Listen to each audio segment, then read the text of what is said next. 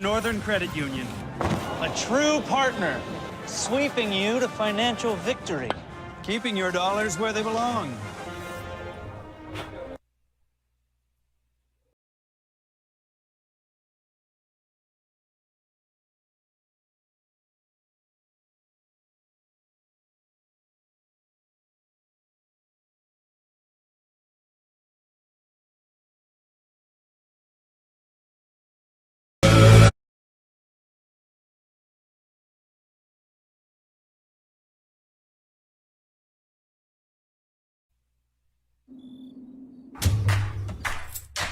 The difference between a clean tractor and a dirty one can be found in the heart of the person who holds the key. Hey, Mountain.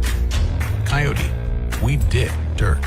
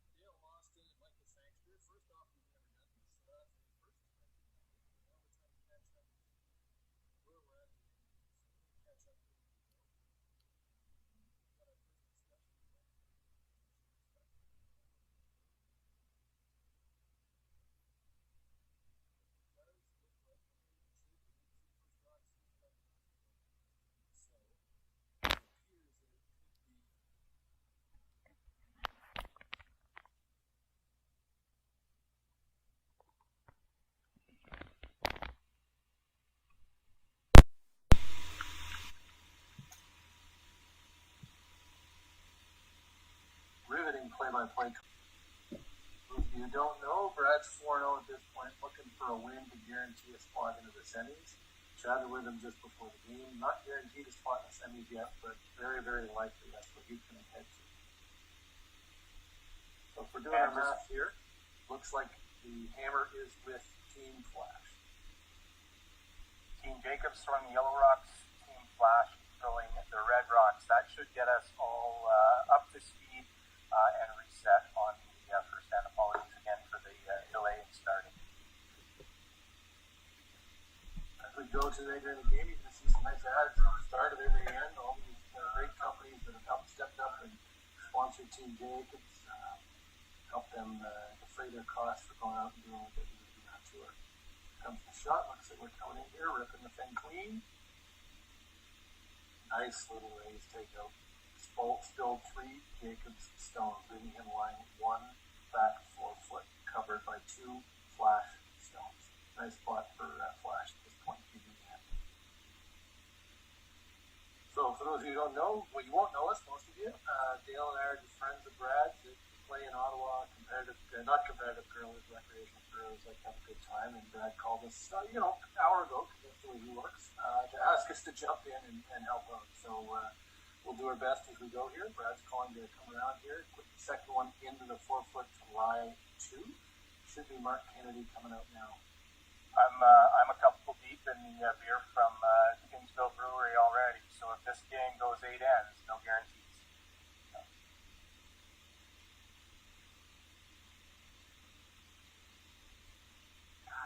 ice going to get that low to the ice. That was about 10, 15 years ago. These guys are just absolute beasts carrying stones with wheels for the snow. Unbelievable speeders. Waiting on it, and here we go. We're going to try it in deep.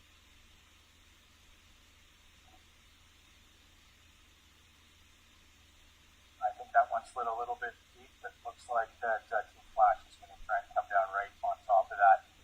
Coming to you live today from the Oakville Curling Club, the Oakville Labor Day Classic. Mike, I have to tell you, it's been a long couple of years. Pretty excited to see top level curling back on the ice. Hopefully, we're able to get an entire season of curling in. A big year for all of these teams this year. So with the qualifying year, so good to see them out on the ice early, trying to get their feet under them for what is going to be a very, very competitive season. What's nice to see, and just a quick reminder, give our mics up higher, apparently, what we're being told, a little louder. What's great to see is these guys on long weekend, Labor Day long weekend, on the ice, out curling all of us in mid-season form in January. So a little bit humiliated time to watch these guys. We now can see your posts as well on Facebook, so we'll read those and try and chat with you a little bit as we go here. Really encourage you to share the conversation, share the broadcast as we go. We're probably going to do a few more of these as the year goes on if we don't say anything too inappropriate. So appreciate sharing this as we go. So you see here, Team Flasch. If you're going to take a look at the team name here, just look at the back corner, the 4-foot here. So it looks like Team Jacobs line 1. Going to put another one in here, try and line 2, and maybe turn up the heat here a little bit. But obviously trying for a steal of 1 or a force here to take control of the scoreboard.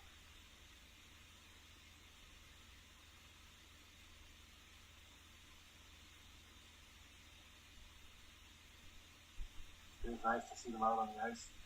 No masks. Now we'll see at the club their own event soon, but good to see them out there playing. As I mentioned earlier, Brad's team Jacobs here 4-0 going into this game. Team Flasch 2-2, so big game for them.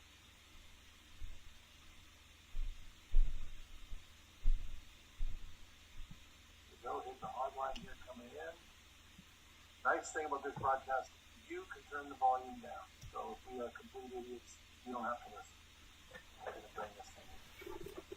Beautiful shot. Top 4 foot. Looks like the line 2 from my angle. Might be 1 from Flasch back corner. Hard to tell.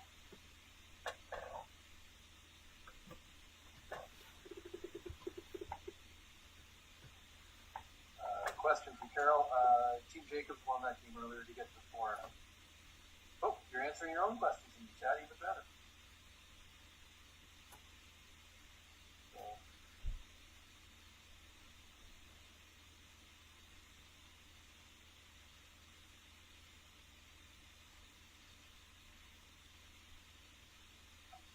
Like Team Flasch taking ice out in the middle of the 12-foot for this draw to the 4-foot. First 10, these are always a little bit tricky. Not exactly sure what the ice might be doing. Obviously, they are much better at reading the ice than Mike and I are. But again, he's out there a little wider than I think he probably wants to.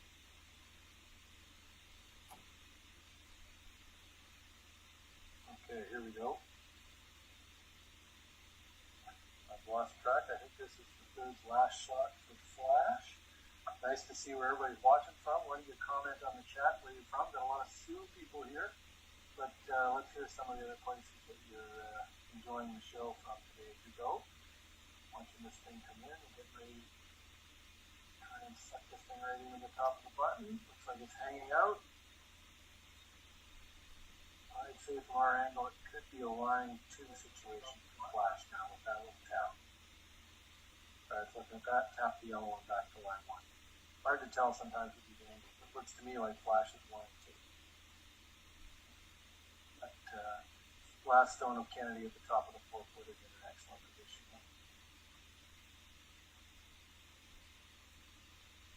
So as you mentioned earlier, please, if you got a moment, take a moment, share this on your social media so others can join us.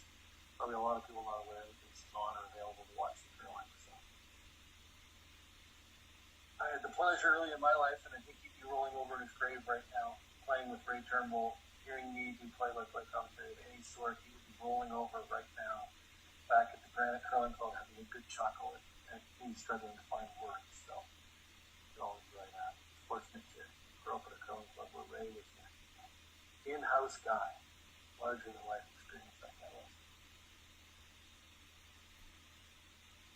So here we go, Brad coming down here to play a tap back, I think.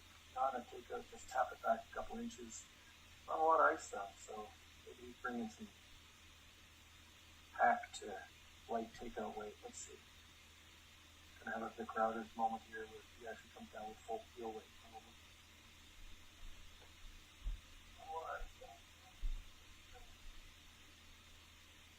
He did throw a bit of weight at that. Makes the tap. Line one for sure. Could be line two at the back there. Again, as Michael said, we're seeing the exact same picture that you're seeing, so we'll make our best guess as to where the stones are sitting. Good to see you. Got Victoria, Judy from Victoria, Auntie Marion from Altona. I played baseball in Altona, Manitoba once. Beautiful little spot. A lot of great spots across Manitoba. People have had a chance to see. So here's Flasch heading down the chute for his rock, his first stone in the end. A lot of stuff he can get the right angle, get the right line. A lot of stuff he can go get the near line shot rock, by the way.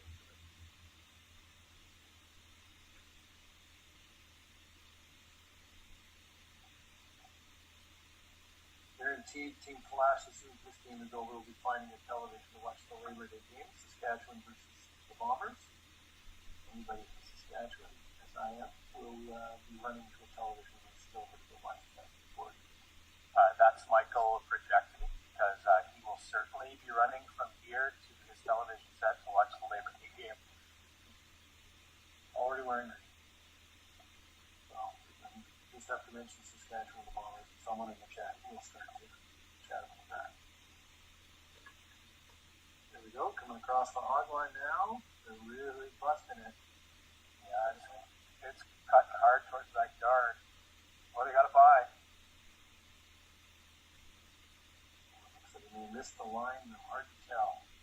Really, really hard to tell. I thought that little rub may have lost shot rock. That taps like he's just going to come on top of it now himself. Again, back to the original goal at the end. Take one or hold them to one. In a pretty good spot to hold them to one right now, I'd say. And maybe get one in there and take a point.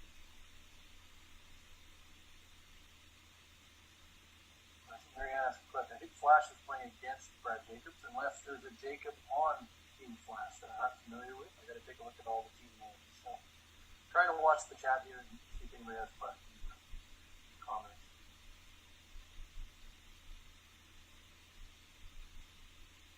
Dale and I have committed to drink one beer per in during this game, so we should have an interesting game by the end of it. Jerry and the guys will put together some great little videos of all the sponsors you'll see between us as well. So Brad did promise me to go big today, so we can do it. Brad's sliding out now. A little wobbly as usual. Oh wait, perfect balance. He's out there in the middle of the 12 foot again. I see a lot of movement over there.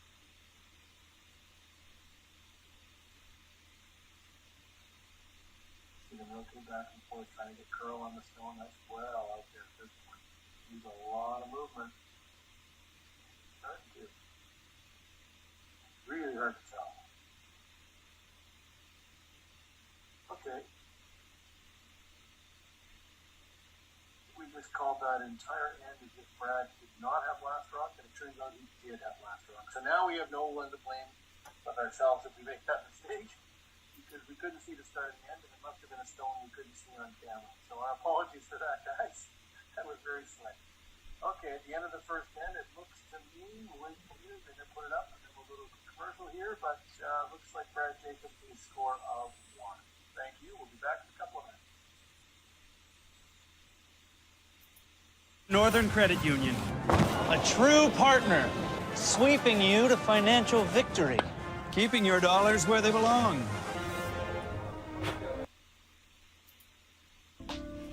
You're never far from Northern Credit Union. We're just one phone call away. If you have a question or need a hand, Speak to a real live local person for banking.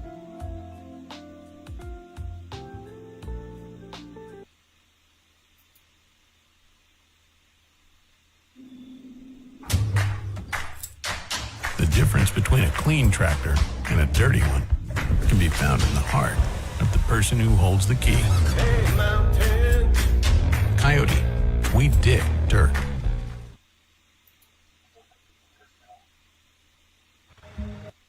Running the sanctuary absolutely brings me peace. The work is 100% cathartic for me. You know, I find myself getting tied up in it and being busy, and then it's really nice just to sit, breathe in life, and it's beyond zen.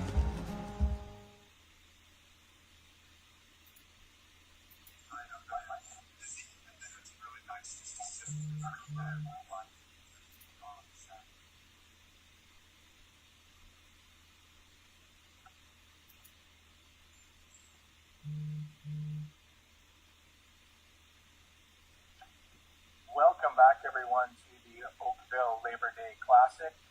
Starting out the second end here, Team Jacobs throwing the Yellowstones is leading Team Flasch throwing the Redstones 1-0. Given the technical difficulties we had starting, let me just run down the teams for people watching online. Team Jacobs playing out of Northern Ontario. At lead, Ryan Harden. At second, EJ Harden. At vice, Mark Kennedy. And skipping, Brad Jacobs. For Team Flasch out of Saskatoon, Saskatchewan, at lead, Dan Marsh. At second, Kevin Marsh. At vice, Catelyn Schneider. And skipping, Colton Flasch. So that should get everybody caught up. Looks like we're 3 rocks into the second end. Right now, it is Team Jacobs sitting one at the top of the button. As long as we're good on where we are in the end, it looks like he's just playing a little chip here, chip the yellow rock in, roll his red over, and create a little bit of action here. So these guys are so good at these kinds of shots, completely changed the rules for them, and then they just went around and found a new way to do things. So let's see how they do here. Those of you just joining us, please take a moment, share the link so that others can join us, and be aware that there's some live curling on here in the middle of Labor Day weekend. Your social media feed. Dale and I have jumped in this afternoon to try and put a show together at the last minute. We've never done this before, but we're going to have some fun. Here comes the stone across the tee, across the hog line, trying to just chip and roll in behind cover. Very nicely played. Got 2 corners out of it. I think he was trying to sneak that into the ring. But 2 corners and created some action. Team Jacobs, line 2.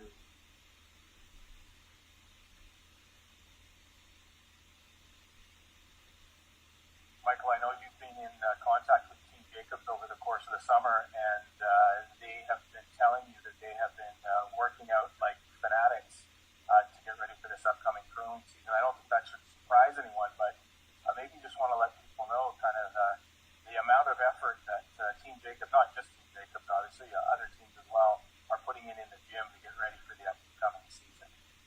Yeah, they really bust themselves. The Brad is, they are constantly working out. Great center right there, throwing that far away.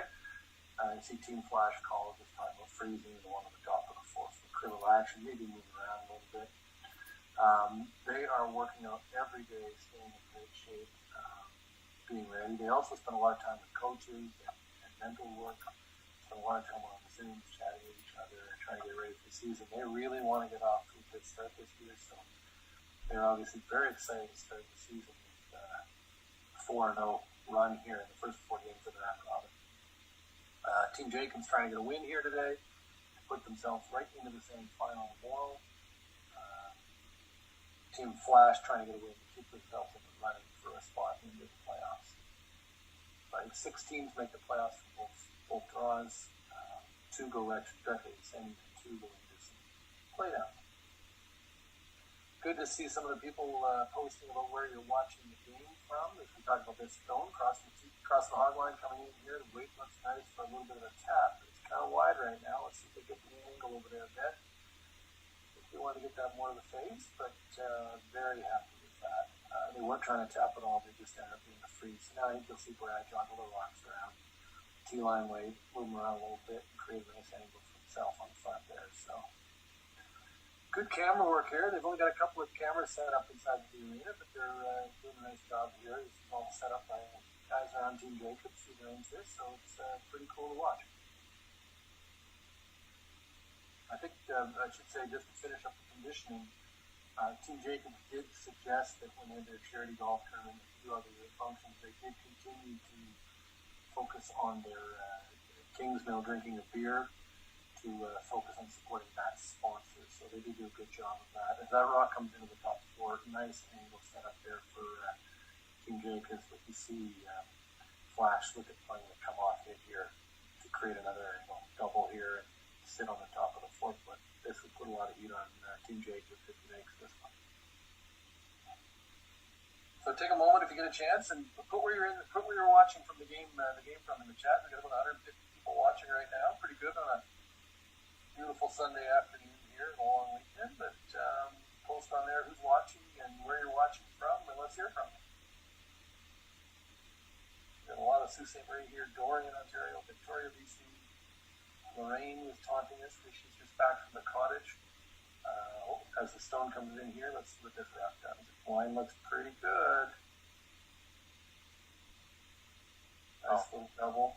Go ahead, Tal. Fantastic shot there, the little in-off.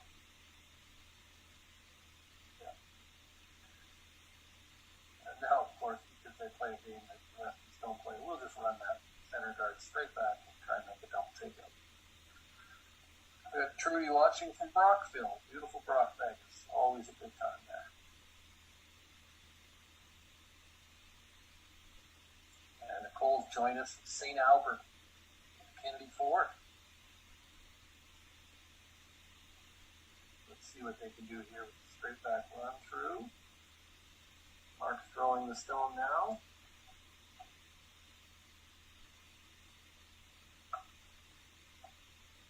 Winona, Oliver BC. Good shot. Got rid of one of them.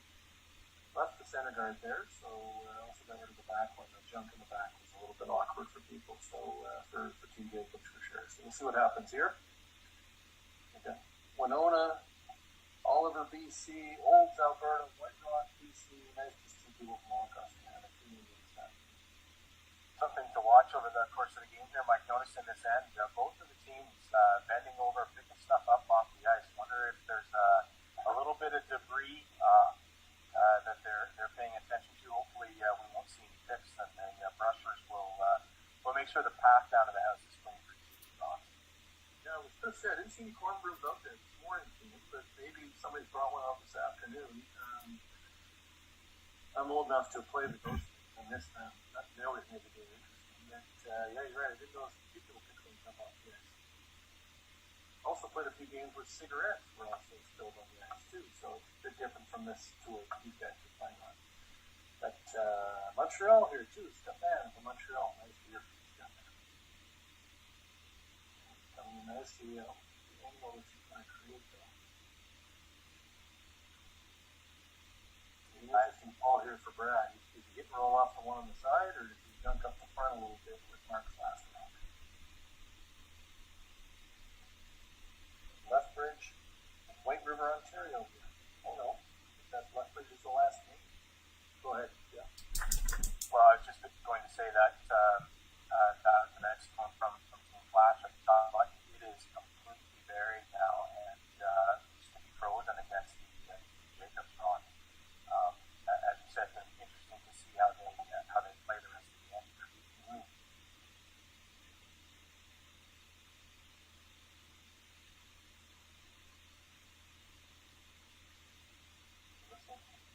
Mark's last stone of the end. We should maybe start keeping track of how many they've thrown. That's 2 ends in a row we've done that, Dale. For those of you just joining, Dale and I were asked to do this and stuff. We've never done anything like this before, so we're going to have fun with it. We're still in the beers. Later in the game, we have promised we will move to Fireball. Now that curl together and Fireball is fine. So, let's see. Come down here. Looks like he's going to try and play a little come off here. Looks like it's curling too far. But they'll lose the shooter. They won't be happy with that result.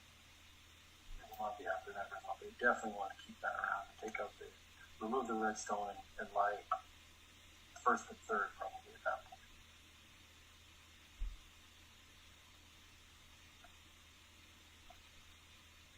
Okay, quite a crew here watching. White River, Ontario, Edson, Alberta. Tim McAnulty has joined us. What an honor and a privilege to have him joining us today. Irene Slater from Victoria, British Columbia as well.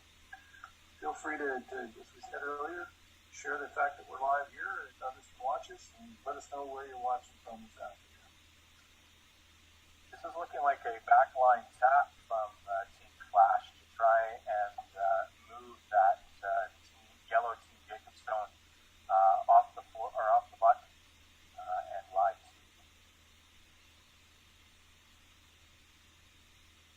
A lot of distance between that center guard and the rock, so we've got lots of room to tap this stone. Probably could come with even back line weight and make this shot. That line looks pretty good. A little bit of movement now. Here it comes. This is looking very, very good for Team Flasch. They are now going to be line 3. Excellent shot. Can't see where that rock stopped, but I assume by the weight it went through that it's probably line third stone. Not a great angle for Team Jacobs. So we got a few more here. Cranbrook, Grand Forks, British Columbia, Little Rapids. Fantastic to hear all of you out here today. So I think that line looks like he's going to play kind of backline weight again, try and tap it and probably lie second shot. At some point we will have a couple of big router moments where we completely misjudge what is going on the ice and have no clue.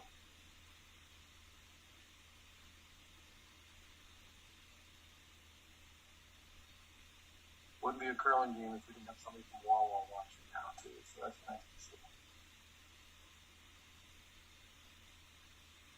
There's the release for Brad. This looks like it needs a little bit of movement. Here it comes now. Oh, great looking one. Yeah, leaning pretty hard on it now.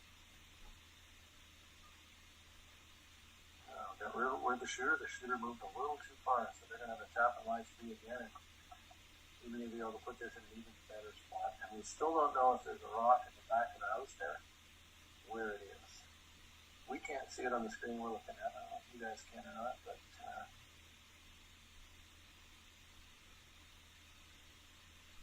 so as Dale said earlier, it's really nice to see curling on TV again. It's going to be another interesting year for all of us that are playing around the country.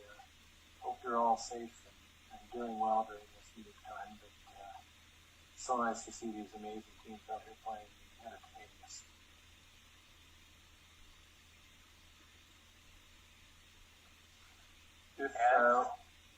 Go ahead, Brad. Go ahead, Dale.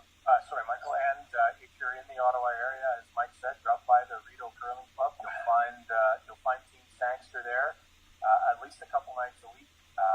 Happy to sit down, tell stories, throw some rocks, and not guarantee the quality of the curling, but can guarantee you that we'll show you a good time. Absolutely. Maybe we could have a little fun here. Here we go. Flash is throwing his rock, and then we'll have a little fun here. A little bit of hand signaling there. I've seen that before. This is looking pretty good. I don't think he's going to get the roll. He did not. Oh, there we see the Yellowstone in the back now. It looks to me like Flash line 3. So interesting choice for Brad. Looks like to me like he might be able to get all 3. Definitely can get 2, but the front one might come across the face and make a triple. An interesting angle to see, but definitely can get rid of 2 of them and cut his losses. So we're at 197 in the chat. Let's see who thinks. Can you guys hear us okay? I saw something there in the chat. I wasn't sure, but it sounds like people can hear us okay. Who's going to represent Canada in the men's and the women's in the chat for the Olympics? That's what's going to be coming up soon. I'm interested to hear what people think will be representing both Canada and the men's and the women's for the Olympics. A little harder to pick the doubles, the mixed doubles, but the men's and the women's will be interesting to see what happens. Okay. Okay, let's see what Brad's going for here. Trying to get all three.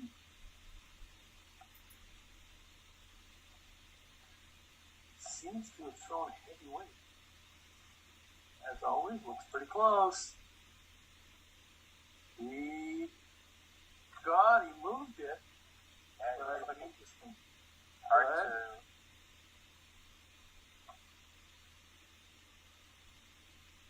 Lost it, Airedale. It looks like he moved it far enough for the wide shot rock.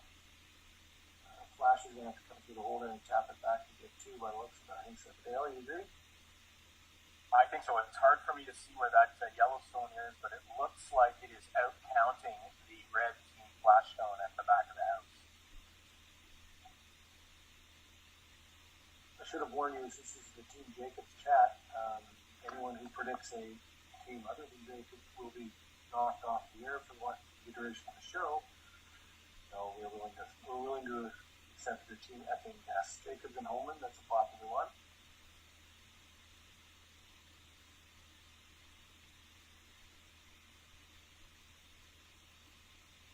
So again, just to recap, we are at the last rock of the second end. Team Flasch looks like a open hit for two here. That kind of ice is probably throwing fairly good weight. Bit of report, but shouldn't be a challenge for him. That line looks pretty good. Oh, he's thrown a nice little control weight there. Very well played. Nicely played. Nicely thrown. So that's a 2. We'll end the second end. That's a 2 for Team Flasch. When we're back after the commercial, we'll be in the third end, and Team Jacobs will have last rock.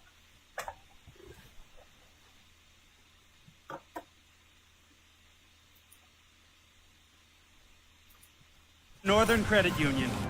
A true partner, sweeping you to financial victory.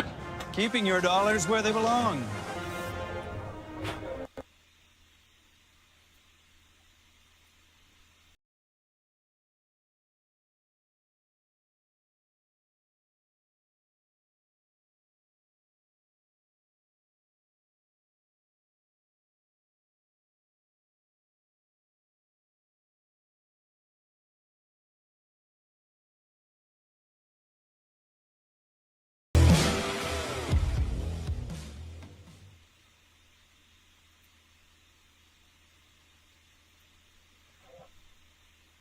Something At Coyote, we know that when the weekend rolls around, you have two choices.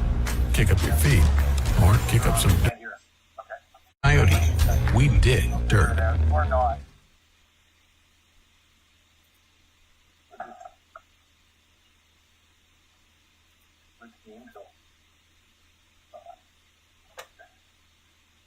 I'll do the intros at the end of each chat. I'll do the ending. Castleman. Right.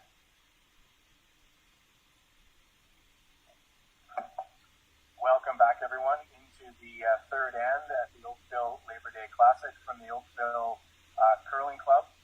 Out here on 8 is Team Flasch 2 playing the Red Rocks, Team Jacobs 1 playing the Yellow Rocks.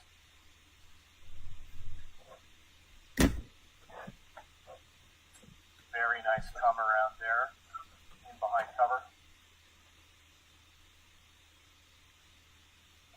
You know, Team Flasch, good guys from Saskatchewan, got a lot of experience on that rink. Obviously, Team Jacobs a little bit more, but this should be a very, very good game.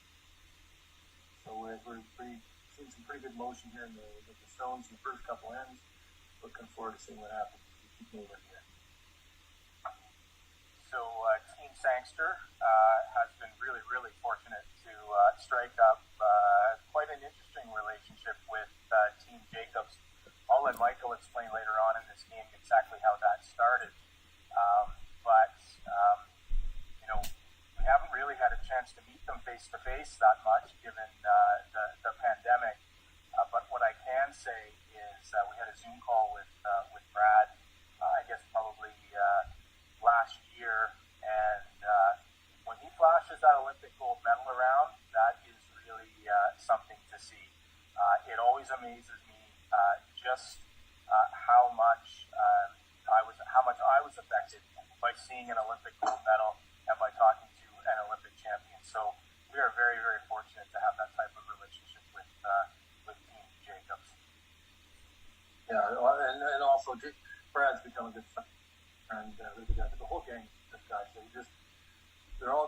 friends. They all seem to get along. It's nice to see. So for those of you looking at the chat, we'll talk a little bit about that some more, but on the chat, we're looking for the names of the teams we think are going to win the men's and women's qualifiers to go to the Olympics. So we're looking for your names posted over there on the site. So yeah, we've been fortunate enough to get to know them. Brad and I met on an aircraft, actually. Kind of a funny story. I was a competitive curler when I was younger, back in Manitoba. That was always hard. With a lot of very, very, very, very good teams. And never managed to get out of the province, but always enjoyed it. And we sort of struck up a conversation on a flight about an hour and a half into it. I said, "Oh, you curl, what's your name?" And I had no clue. It was Brad Jacobs. He just won the Olympic gold medal, so I was not paying very close attention, apparently. Yeah, we just become friends, and he's helping us. He's coming out to Ottawa to help us with the steel that we're doing in our club called the Icebreaker Bond Steel. You can find it at the Rio Curling Club website, or you can find it on Facebook. Yeah, we're going to have a lot of fun at the end of September. Brad's going to come out and do a keynote speech on the Friday night, and probably have a couple of beers with us. So back at it here, T. Jacobs with the hammer line one. Obviously, you can see center guard, 4 rocks in the house, 2 red, 2 yellow. Brad line one. He's going to put another one here on top of the 2 yellows just to create good position at this point. So Brad's an awesome guy. Steps up. Got to chat with Mark and the brothers as well, and cousins, and had a really good time. There we go. Rock coming in here, just about to get to the tee line. That looks like it's over curling a bit. Then again, these guys can do just about anything when they rock. Oh, that is really moving. And they are going to touch their own front yellow by the looks of it. Actually create a pretty good angle, but not what Brad wanted to do. So yeah, you're going to see Flasch coming on the other way here and try and get another one for shot rock. No, changing his mind. No, changing again. 4th option. Back to the 3rd option. Okay, we'll go back to the 1st. It's pretty much like a team fantasy game where no one really knows what we're doing. Someone will come down the sheet. Eventually Dale will come down and ask if someone needs a protractor, figure out the angles, and we'll go from there. But interesting angle to slice that one back pretty tight, so odds are the red would still back out a little bit. Just tap it, sit there, it's probably the right shot. Yeah, just move it a couple inches even. Keep control.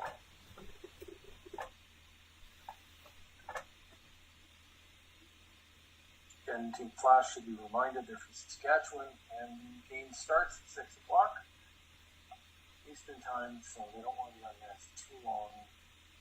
Big football game. It's like religion back home in Saskatchewan, so they don't want to be out here too long.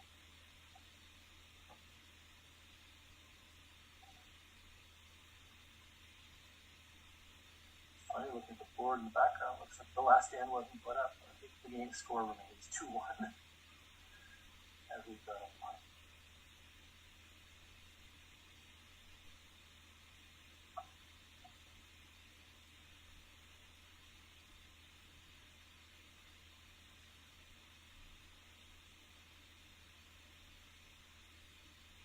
There's not much weight on this, it doesn't look like.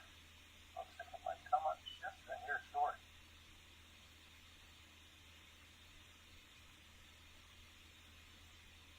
Still creates a pretty nice angle. Yep, you're going to see Brad at the front now because those two are so perfectly welded. Yeah, that's a lonely yellow rock sitting in the house right now. Yeah. I think you'll be happy to even lose that one just to get the other two into a better position.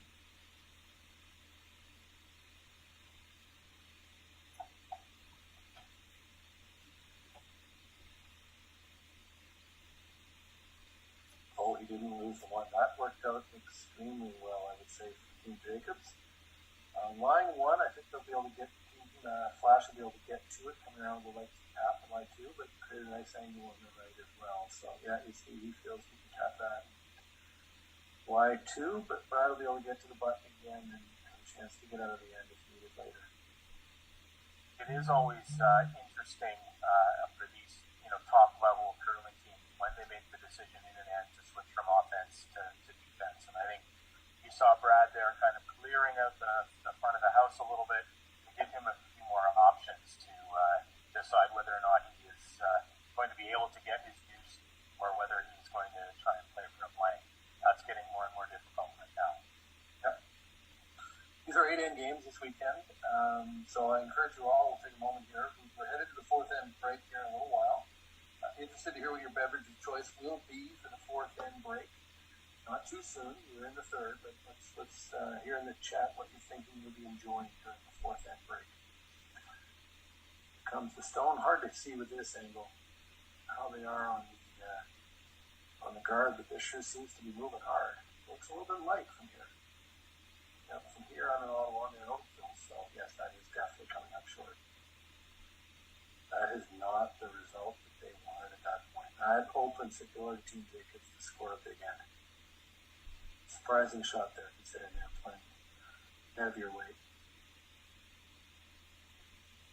One of the Marsh boys there bent over with after pounding that rock down the ice. Probably is for most of these teams their first competitive action in a while, so trying to get their legs and arms underneath them is going to be a bit of a battle. Yep. For those of you tuning in, you're joining Mike and Dale. We've never done this before. We jumped in an hour before the show to help out and having a good time, but still learning even some of the names of the players as we go, but having a good time. We are going to have our big crowd moments.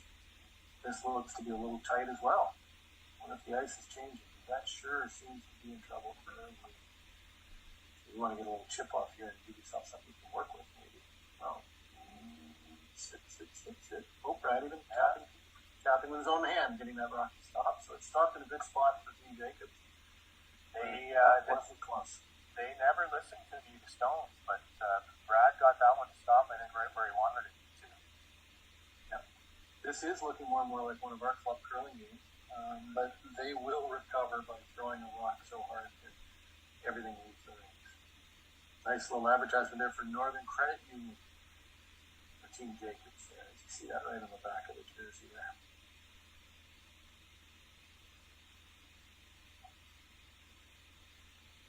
Looking at the team chat, I haven't seen anybody step up and let us know what they're going to be drinking from the fourth end on for this afternoon's game. Will you be having a Kingsville beer to enjoy the Oakville Labor Day Classic? Will you be having a nice glass of Chardonnay? Or is it a coffee, maybe a Tim Hortons coffee this afternoon? I'm going with the Kingsville beer at this point. You have to wonder, Dale, how do the guys on TSN do this for a week? I think that preparation may be part of it, Michael.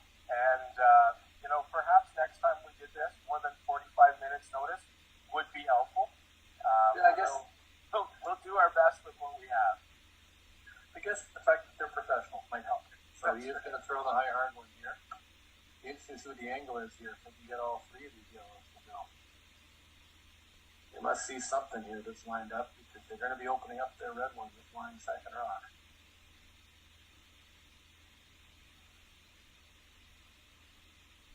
Just once I'd like to slide out of the hack without wobbling, if only just to, try and hit the broom. Watching these guys from behind the hack in their slides, it is astonishing to me how precise they are with their leg drive, the fact that they're right on the broom every single time. They are professionals, and we're lucky to have the top-notch level of curling that we have access to via the internet, on TV, here in Canada. It is fantastic. Really is. Really is. See Brad going out wide here again, going back out to that original spot we saw in the first game. They were a little narrower when they were pulling up short, so he's going to try and get one here in the 4-foot buried. Try and give himself a chance to score two. It looks good. Coming down hard. Tipped again. They are struggling, so now he's going to get that back as far as he can to avoid the hit and roll to the button, but he's left it in a very precarious spot. We're going to see here, I would think, he may just play the pure draw, but I think he might play the hit and roll and try and bury it right on top of the button. Yep, there it is.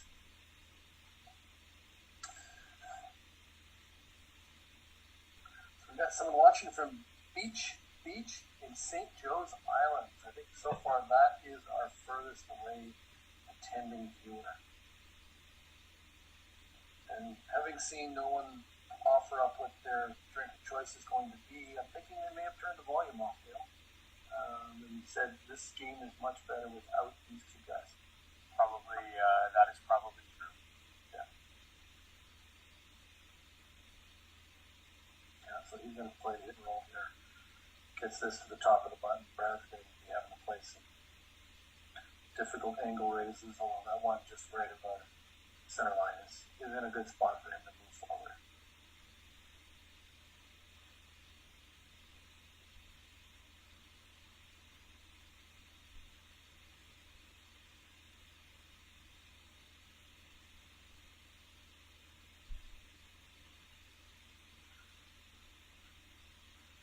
Now I'm getting a compliment here from Judy Sangster Maxland.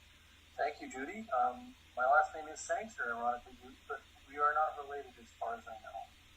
Don't run into a lot of Sangsters out there. Here we go. It's the throw from Skip Flasch, playing for the hit and roll. Let's see how this works out.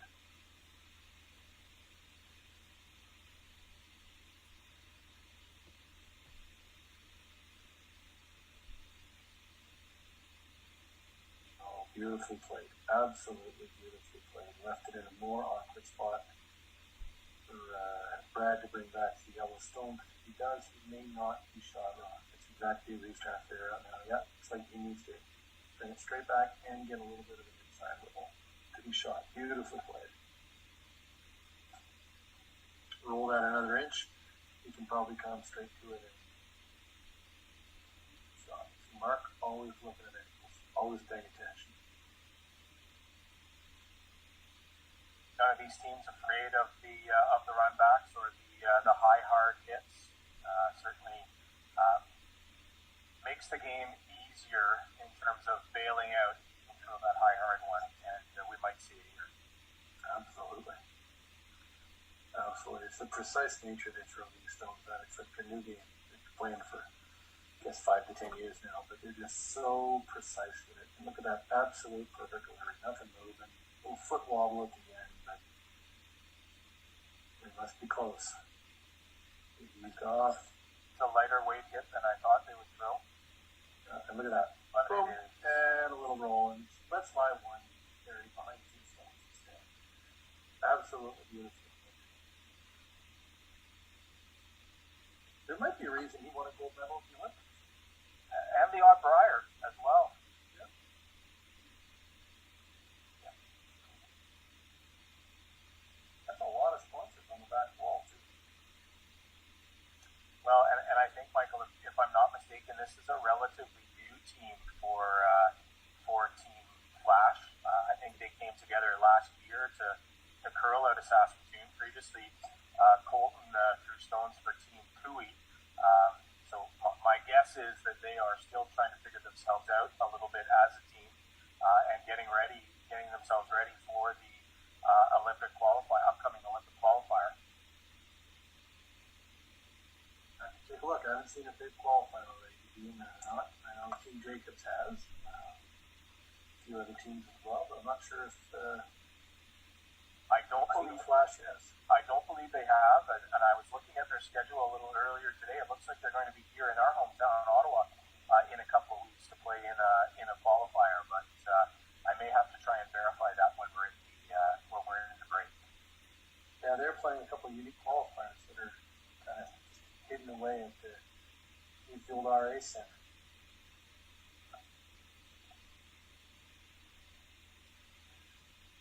They're pretty close on this run back. Just came across the face, pushed it, left that open for a little draw or a tap for two. Going to play the wide open for two instead. But very well maneuvered, saved by Brad. Amazing how fast these ends can cut. They've been scrambling all in. A little bit of turnaround. He's got a chance to pick up a deuce here and into the fourth end. Almost the halfway point, or would we call it fireball time, Brad? Right, yeah. Always fireball after the fourth end. I thought that was the first end, but thanks for. As you can tell, we don't take our curling too serious, but we do take our serious flying serious. Mark there, nice angle on Mark. Calling the line. Here comes Brad sliding out. That looks like control.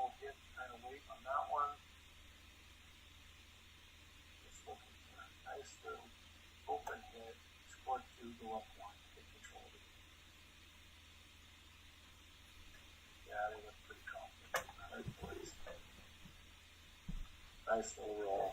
Look at that, perfect. Like just punch it out of the race. So we'll wrap up the third end there. Headed back to the guys who are doing the commercials with a 3-2 lead for Team Jacobs, and we'll be back with you next for the fourth end. Northern Credit Union, a true partner, sweeping you to financial victory. Keeping your dollars where they belong.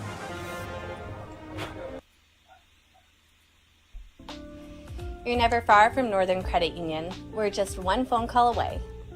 If you have a question or need a hand, speak to a real live local person for banking.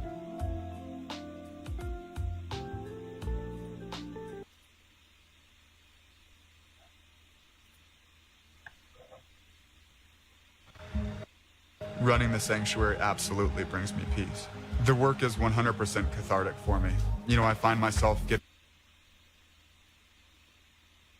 tied up in it and being busy, and then it's really nice just to sit, breathe in life, and it's beyond zen.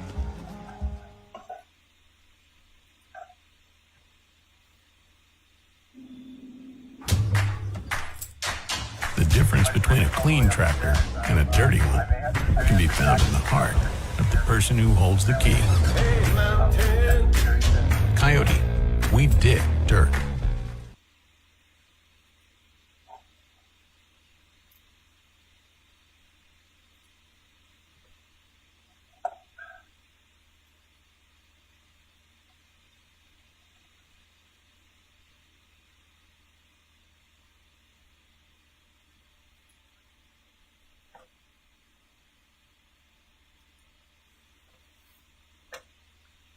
Welcome back, everyone, inside the Oakville Curling Club in Oakville, Ontario. Just beginning the fourth end here with Team Jacobs leading Team Flasch 3-2. Just wanted to take a minute here to recognize the sponsors, not only for Team Jacobs and Team Flasch, sponsors that have stepped up to support all of the top curling teams in Canada. They can't do it without them. We ask you where you can to support your sponsors and support your local curling club. Yeah, so here we are into the fourth end. I go through some of our sponsors sponsor our team, but they conflict with a lot of the Team Jacob ones. Some of the breweries that we've got, not so good, but we're also sponsored by a couple of gun, tackle, and bait shops, of course. Those are the kinds of people that really like to get behind our. If somebody just drops something in the chat, that would be greatly appreciated, because seems to be maybe a bit of a technical problem. Can you hear us okay?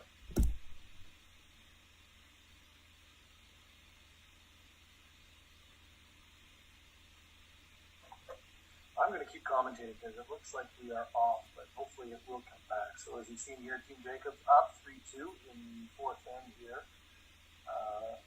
Flasch, Jacobs line one by the looks of it behind half buried. Flasch with one, you see him, Team Jacobs with the final hit and maybe rolled the corner. Lie two and put. You are back. Good to hear. Thank you all for letting us know. We just had a little technical problem there. So Team Jacobs, nice hit and roll the corner. Now you're going to see Team Flasch go for the double, as you saw, and try and line one behind that center guard. That's from what we're looking at, that looks like a pretty flat double. So this one will likely be moving. Yep. Look at some of the people who are jumping into the show that we see. Is that Tim McNulty from Ottawa? That'd be kind of neat to see him on here. Sounds better. Thank you for letting us know. We're doing our best here. It's a neat little system they built up here. We're on a Zoom call inside of a Facebook chat so that you can all hear us and enjoy the game and more importantly, see the commercials for those great companies that are helping Team Jacobs. That was let's call it what it was. That was a poor effort. Through that too narrow, really gave it no chance. It could have hit and rolled. Would have been better than just flashing out like that. So Brad's got an interesting decision here. I was wondering what he's going to do. He's going to go out to the wings and lie two, or come into the pot and lie one. I think he might go to the wings here. He's trying to force a one here. Didn't have the hammer. He did have the hammer in the first end, but if he was to get through four ends all square with the hammer, he'd be happy. But it looks like he is going to go for it. He's going to put another one in here on the top of the 4 foot and freeze that stone.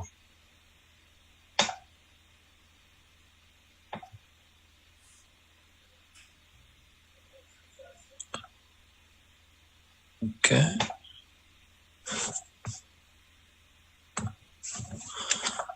Pretty cool technology. None of us were used to Zoom before COVID hit. Now we're using Zoom inside Facebook to watch curling from Oakville, and we've got people definitely all across Canada. I've seen a couple of U.S. names, and I saw somebody on an island somewhere. So maybe it sounded Caribbean-like, but there you go. That's slip deep. So kind of the same as putting one on the wings, but Brad won't be happy with that because it gives Team Flasch a chance to get out of the end here with a nice double run back, which is a phrase that was not common a couple of years ago, but now we play double run backs like they're nothing. Sorry, they play double run backs like they're nothing. Best thing about this technology we're using today is you can't see us, which helps your viewing experience. You only get to watch the curlers. He came out flying there, didn't he? So let's see how this works out. They've got the corn on it. Brad didn't do us any favors with where he stood there, but nice little run back double. Moves the guard. Now Brad's going to come around the corner.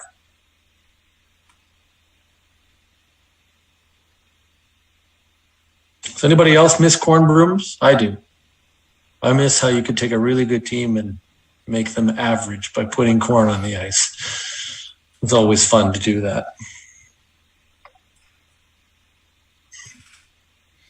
I think next spiel, we're going to have to go down, Dale, drive down to Oakville for the one next weekend. They're playing actually back-to-back weeks in Oakville. 2 spiels, I think, in the same club. You're gonna have to do that one without me, Michael. I'm heading out to Newfoundland and Labrador next weekend, but to watch a different type of sporting event. But please go and have some Kingsville beer for me while you're there. Dale's the proud father of a soccer player, goalie for, was it Mount Allison? That is right. So those of you get a chance, it's also, you've invited you all earlier to come out of the Rideau Curling Club, you can come down and see a beautiful portrait of his wife that hangs on the wall at the Rideau Curling Club from her term as a past president. It's a little bit of an inside joke that we're enjoying right now. You can't see us. So here we see that stone over curled, so giving Flasch a chance here to bury one, probably top 4 here. Doesn't care about that one at the back of the rings now, just wants to bury one in here and try and take advantage of the opportunity to go for a deuce. But that yellow stone overlapping the red, if he can overbury this a little bit, he's going to be in a very nice spot. I feel like this should have given us telestrators. I want to draw circles. I feel like that would have been nice. I'm just going to shake my head. Watching this rock come down and the guys brushing it, I had an opportunity to host a conversation with Brent Lang a few months ago, and it was interesting to hear him say that, the science of sweeping is still up in the air, and that he's not exactly sure the effect that the brushing has on the stone or the type of brushing. So I think we'll see that evolving even more in the coming years. It has changed the game, and certainly Brent's view in the conversation that we had with him was that it will continue to change the game, and that people will get better and better at the science and the technology of brushing. And he wonders, in fact, much like the discussion that's happening in golf, that they will try to reduce the amount of effect that players can have on the stones when they slide down the ice. This looks like it's over curling. They're coming down with it. Oh, no, we're good. We're past the guard. They're coming down with like bumper weight. Going to try and roll this over behind the corner and take it out. Beautifully played. It's not going to change Flash's approach, though, I don't think. Yep, there it is. He's going right in behind the center guard here, trying to bury one and take advantage of an opportunity to score a deuce. But Brad's feeling a little better about this end with every stone that comes down the sheet. Yeah, it was an interesting conversation. We talked about that, and he talked about strategy and preparation and the work they do. It was really nice of Brent to do that. He came out to support the Bonspiel we're hosting, and so we're going to be doing some more things like that for curling, and also an awesome guy. Olympian, interesting guy, has won the Canadian Championship at just about every level. Don't know if they won the mixed doubles, but he's won it as a junior, he's won it as a men's player, and he's been to the Olympics. Pretty impressive, I would say, Hall of Fame type career. This is coming in nicely. Did it get far enough? It did. So he is now lying one, completely buried by the looks of it. He got the overbury. I don't think Brad can bring that yellow rock back. Might be able to bring it back and pick it, but he definitely won't be able to stick around. Beautifully played. So again, here is Mike and Dale, Mike Sangster, Dale Austin joining you today, trying to get you through this game on short notice. Team Jacobs up 3-2. Team Flasch with the hammer in the fourth end. Nice to see where everybody's watching from. Carol and Dawn now joined us from the Sioux. It's like this team has some sort of connection, the Jacobs team, to the Sault Ste. Marie. We'll have to look into that, put the researchers on that, but seems to be a lot of people in the Sioux that are fans of his. Not sure what that's all about.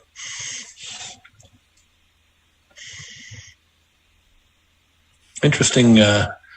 We'd love to kind of pan over and see some of those other games and see how others are doing, but it's pretty impressive to see what they're doing with a couple of cameras that are statically placed in an arena, so we can do this. We've got EJ's in-laws in the house, Carol, Benoit. So let's hear some stories in the chat. Let's hear all the bad stuff that we can put out across the internet to the 234 people that are watching here. I'm told that we're over close to a lot more than that because the 3 different platforms we're on. So I'm not sure how many people are on, but it might be closer to 1,000 people are watching now. Oh, this looks pretty good. Nope, just caught the red one. So not bad for Brad. He's opened it up. See where Team Flasch puts this. It's the change in the game. They have to be so precise in where they place these stones. He's going to have to be in the 4 to lie 2, and then Brad will just put his rock down and rip them out of the house. So it's become such an incredibly precise game. And for those of you that are watching the broadcast with Mike and I today, we also ask you to share it on your social media channels. Let people know that the broadcast is available and they get to watch some top-level curling right from the comfort of their own homes at any time, really. So please do that. Share it. The more people, the better. It allows us to continue to do this and bring top-level curling to people on a regular basis. Some interesting stuff in the chat. Apparently, Team Jacobs lives in the Sioux. That would have been good to know on the internet. That did not come up in my research, Michael. I'm not sure if that's true. Yeah, apparently, no. I'm thinking it might be true because when he called me, he said he lived in the Sioux. Yeah, so I think that's probably correct. And Judy, no, I'm not from Nova Scotia. I'm a good Saskatchewan boy. Grew up in Winnipeg and been in Ottawa for the last 25 years. But love Nova Scotia. Mahone Bay is one of my favorite places to go visit. Beautiful, beautiful place. It is very neat to see all the commentary from people where they're calling from. And as you can tell, there's Windsor now. We are not professionals. We're jumping in. We're just trying to have some fun. Join the comments, people, on the Facebook Live for sure. It's kind of fun to read them and see what you're all saying. Have fun with each other. We are still looking. Haven't heard yet what the fourth end drink is going to be. Michael, I do not have access to the chat, but the woman from Nova Scotia should probably know that I'm a Dalhousie graduate. So that may put me slightly above you. It would. And I should be clear, we were being slightly sarcastic. We do know that the Team Jacobs is from the Sioux. Having a little bit of fun there. They are proudly from the Sioux. I've been down and been around their golf tournament and been around the guys there. They're proud of what they've done in that community and what they've done for the community, and they are great guys. So we're having a little bit of fun. I'm told Mark has been given honorary citizenship. So there's a game here going on apparently.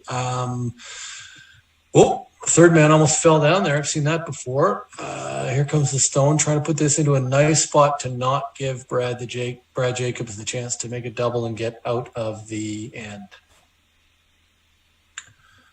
Daryl, good to hear you from Saskatchewan. Green is the color, football is the game. We're all together and winning is our aim. That's all I've got to say to Daryl. He'll understand. Beautifully placed. That's going to be a tough one for Brad to rip.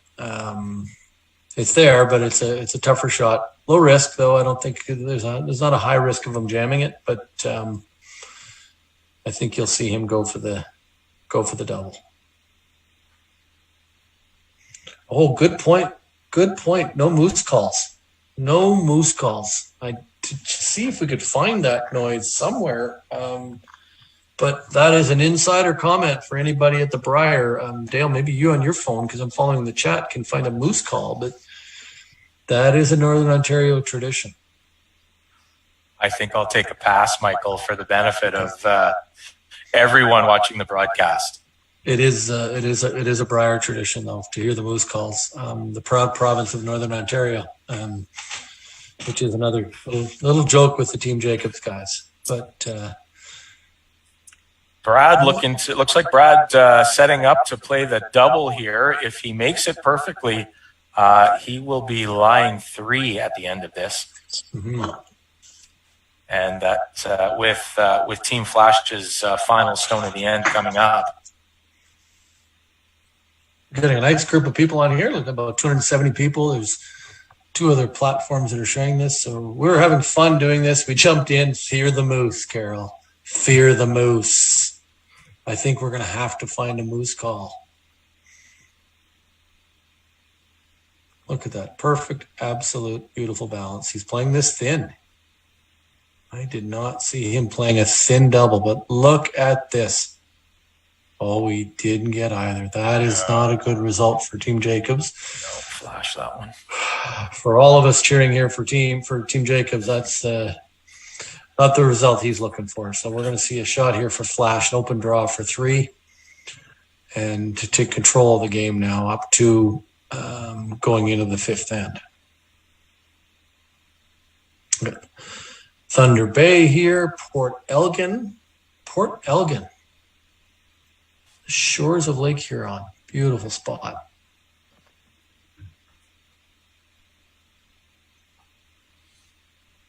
Well, that was a disappointing result. That's not what we were all hoping for here on the Team Jacobs channel.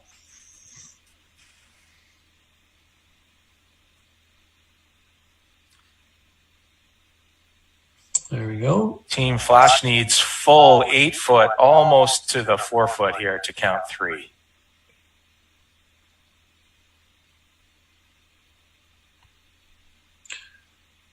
Oh, they're just keeping her clean at this point. A little bit of brushing. That's looking like a pretty good shot for Team Sharp.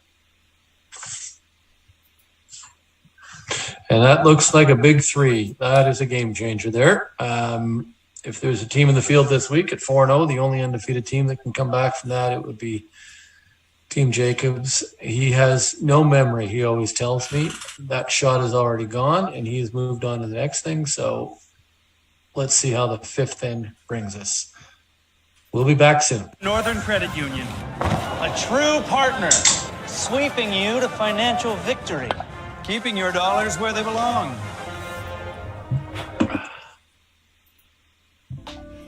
You're never far from Northern Credit Union. We're just one phone call away. If you have a question or need a hand, speak to a real live local person for banking.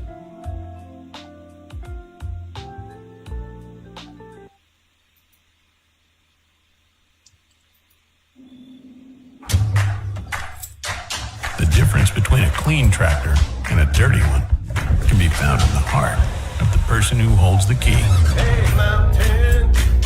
Coyote, we dig dirt.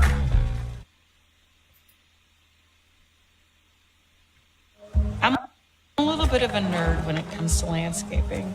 I've studied soil down to the microbes. It's that level of detail I bring to my work and to my business. Straight lines and a healthy ecosystem is what I'm all about.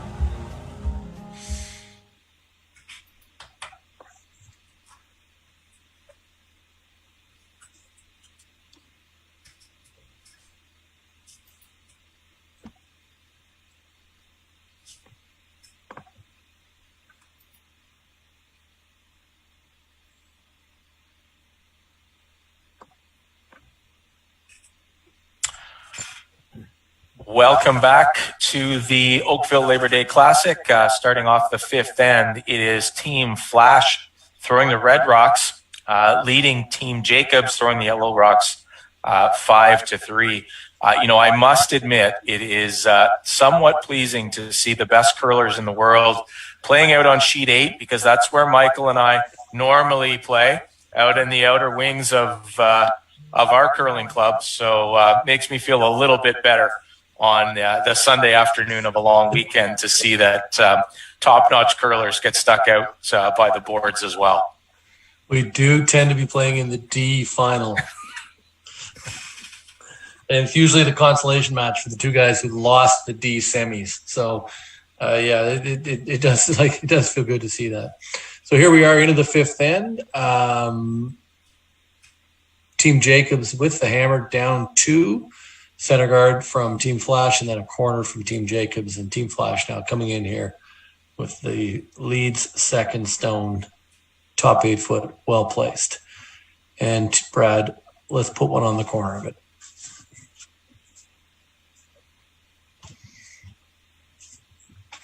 Interesting. A few more places where for some new list guard. Got someone here cheering for Team Flasch. Cape Breton Island, nice to see. We got some Hamilton, Ontario, Noonan, North Dakota. There we go. Watching in Noonan, North Dakota. I curled in North Dakota on a few occasions. Down in Fargo and Bismarck, Minnesota. Sorry about that, folks. So there you go. Beautiful freeze there by Team Jacobs. Now Team Flasch coming around back 4 to lie 2 buried is the goal. Interesting to see the chat. We're debating about who has the most amazing son-in-law. Right now in the lead is Mark Kennedy on Team Jacobs. He is considered the best son-in-law on the team. Michael, I'd be interested in the criteria for that particular distinction. I think that makes a difference. Well, I think there's very little criteria. It's just based on the fact that Mark is her son-in-law. Carol's son-in-law. Well, that's understandable then. Yeah. Yeah, or I might be confusing here in the chat, but someone thinks that Mark is an amazing son-in-law. So this is what happens when you put us on the air half an hour before the show and don't give us a chance to do proper research into all the players. We have to go by what you people think of them. We're not allowed to come up with our own opinions. Back 8 foot slip there. So you can see Brad come around here, calling the team. They're going wide again. You notice when they went a little tighter, they ran into trouble. They're going wide again. They seem to be able to get that little bit more curl and maybe get to that stone in the back of the 8. Yeah, looking to sit right on top of it, I think. Yeah, absolutely. So at this point, Dale and Nick, you guys would throw this about 4 feet over the center line, over the hog line, and leave a nice guard for it. Yes, that is true. I don't have a comeback to that because that is 100% true.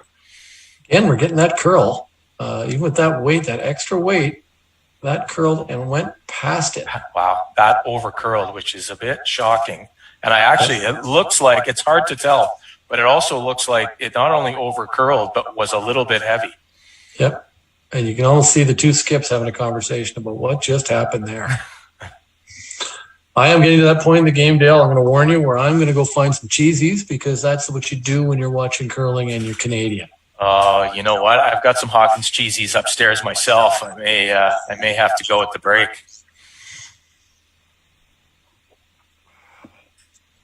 We are trying to make this interactive, so a couple things you can do. One, share it to other people on your social media so they can watch, but also let us know what you're doing. Let us know what you're eating. What are you having for a drink? Is the Hawkins cheesies your snack? Is that the Canadian one, or are you going to go with a curler from Tim Hortons? Here we go. We're trying to obviously hear Team Flasch try and get another one in here. This looks like it's coming in a little warm as well. I think our color commentary is holding up very well considering the limited camera angles we have and the complete lack of experience that we have doing this. So that slipped to the back 4 foot. So opportunity here for Team Jacobs to come on top of that now with a pure freeze. See the question about Team Holman. Can't answer that. This is what the Team Jacobs team has put together with their sponsors to make sure as many of you could enjoy this game. So cheers, as Dale said earlier. You can't see me, but I'm cheersing you. To them for everything they've done to make sure as many people can watch this. Without their sponsors, we wouldn't be here. And to a gentleman named Jerry Gertz who's putting all this together in the background. You can't see him. Prince of a gentleman. Probably better you can't see him, but we're having a great time with him here, and he's put all this technology together so you can enjoy the game. It is fantastic technology that allows individual teams to basically set up a video studio on the fly and get a curling game out to the 300 or so people that have an interest in watching. It is amazing. I can see the camera kind of sitting on the tripod at the back. My guess is it's probably an iPhone. If I had to guess, is that's a couple of iPhones back there. Broadcasting a curling match out into the internet ether. Yep, there we go. We just got a message here from Jerry. It is iPhones all on the ice. Yes, pretty amazing. And he also agrees that he is much better off camera than he is on camera. So good to hear. Thanks, Jerry, for that acknowledgement. I know that was not easy for you, but appreciate it. High hard one here coming in. Oh, nice pick. Oh, picks it out beautifully. Beautifully picked. And now, but opportunity for Brad now, because these are starting to line up that he might eventually be able to tap and lie too. You can keep putting it in there and eventually maybe get to that spot where he can tap. Team Flasch doing a nice job this end of keeping the pressure on Team Jacobs. They have been chasing this end from the get-go. Hopefully they'll be able to shoot their way out of it. Yep. This end sponsored, by the way, is sponsored by Jim's Alcohol, Bait and Gun Shop in downtown Sudbury for all your alcohol, gun, and bait needs. We just thought we'd put that in there. Michael, I'm not sure that's true, Michael. Okay, I might not have been correct there. So here we go, trying to get that freeze in here perfectly. Oh, looks like you might get a little bit of a tap, but that is looking very good. Those guys are just such unbelievable sweepers. A little more gray in their hair than when they broke down and won the gold medal. Seems to be a little gray starting to sneak in there. We'll have to check that out. So we've thrown a number of rocks in a row down this path, Michael, and I think we had earlier in the end a couple go a little further than they thought. So I think something to keep an eye on here, just to see how this spot in the ice is reacting. Yeah, it's interesting. So I wonder if he's tapping because he's gone a little narrow. We've seen him get out to the middle of the 12. When we saw in the third end a little bit of racking action on guards, they were kind of running on the edge of the 8 foot. So we're told here we've got about 600 people currently watching our broadcast, Dale. That's a bit intimidating, actually. We were told it was going to be family and friends. So for us, Michael, that's about eight people. Michael, I've seen you MC gala events before, so you'll be just fine. So there we go. That one, not a good result for Team Flasch there. Left that short, but it's in a tricky spot for Team Jacobs because what is he going to do now? Is he going to run and roll here a little bit into the inside to try and create an opportunity to score later? It's that one in the 4 foot is so perfectly frozen, though. He may run the front open, and that yellow on the 2 reds might hang around for a third or fourth shot and create some opportunity. My money's on EJ asking Brad whether or not he needs a protractor. Just pick the angles, yeah. Pick the angles. So we got a few more spots here we missed here. Kindersley, Saskatchewan, go Riders. Again, you can't see me. I am wearing green. It's the Labor Day. For those of you who didn't grow up in Western Canada, the Labor Day game is religion when it comes to football. It's a different experience out there. Trying to look at some of the other places that we've seen. We haven't seen any more towns pop up here, but Kindersley. We all love watching Team Jacobs. You have to love his optimism and the team's attitude about how things go. He is going to run the front back. So your favorite son-in-law, Mark Kennedy, is going to make this shot straight back, remove the 2 reds, and leave the yellow there. For those of you who weren't here earlier, there was a contest earlier in the match, and Mark was determined to be the favorite son-in-law on Team Jacobs. This is moving.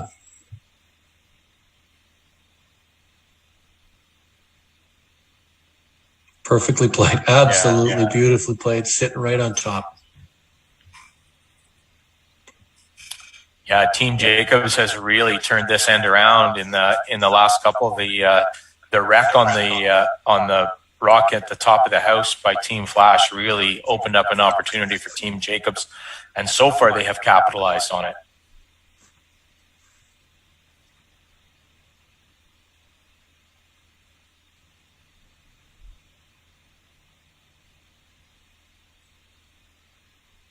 Yeah, interesting call here. I'm not sure the hole's there to try and come in and live second shot, but they seem to think it's there.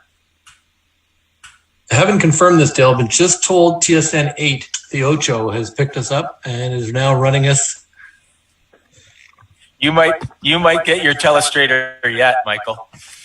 Can we get a telestrator for the next game, Jerry? That would be helpful.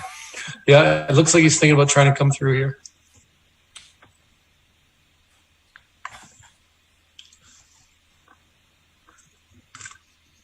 Oh, a few more locations. It's kind of fun to watch. Manitowoc and Islay, Alberta. Everybody looking forward to curling this year. Embrace that chat. Have a little fun with it. Is everybody looking forward to getting back into their rinks, even under some funny rules and places? But that's what we got to do. So it looks like we're going to be curling in masks in Ottawa to start the season and hanging out. But Dale and I were talking about earlier, we're putting together a Bonspiel at our own club to have some fun, and we've done some special things. Like every team will have their own table for the weekend and making sure everybody stays safe, but we're going to get out and curl.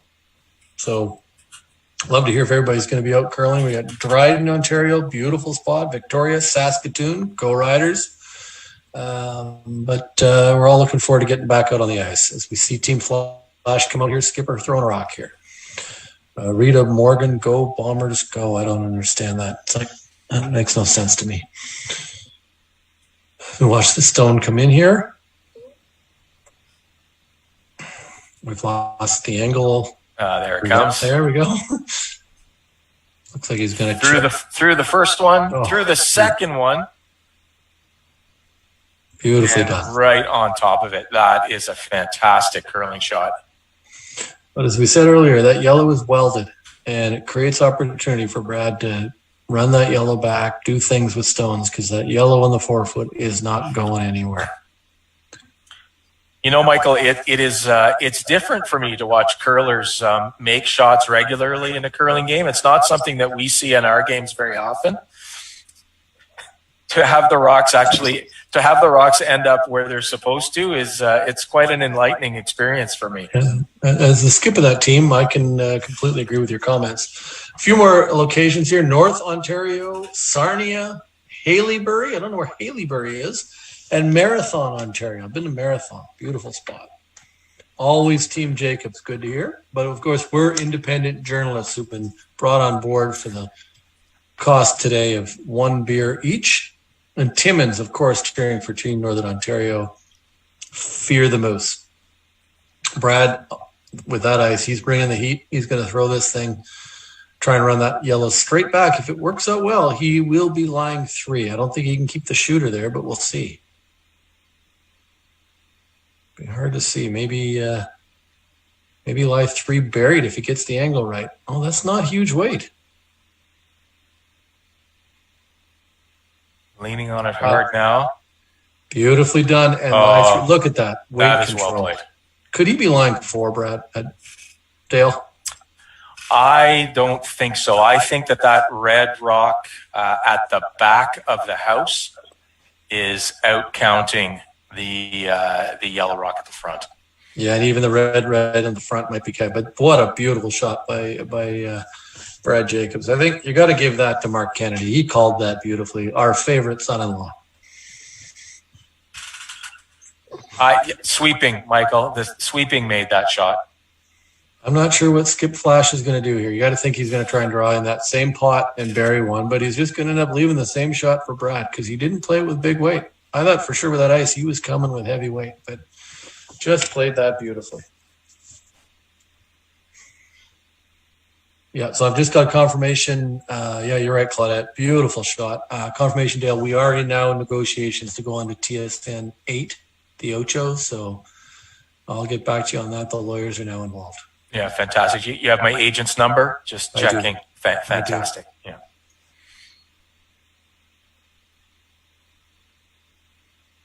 The contract to curl with your team, Michael, was one of the most difficult ones we've ever negotiated. Hope everybody's enjoying our banter. We are having a little bit of fun. Again, Mike and Dale, friends of Brad and the team, we're from Ottawa, and we've been asked to come in here and just kind of help out and make it a little fun. We got to stop and thank all the sponsors of Team Jacobs who made this possible. Let us come on the air, but let this game be on the air and let you guys all enjoy the curling. You know, we've all been just such a long time waiting to get back to real life and enjoy some of this stuff. So it's so fun to watch this, and it's really cool that the team has put this together with their sponsors so you can all enjoy the game when it's not being televised. So we've got Sudbury, I think I mentioned here. Sault Ste. Marie, more people from Sault Ste. Marie. Again, some sort of connection there. Shocking. Yeah, it seems to be some sort of connection. And Joe the Pro from Chesley, Ontario. Loving the chat, loving people connecting and, you know, wishing each other good years in the chat. All fun. Red Lake, been to Red Lake. I've got a cottage in Kenora.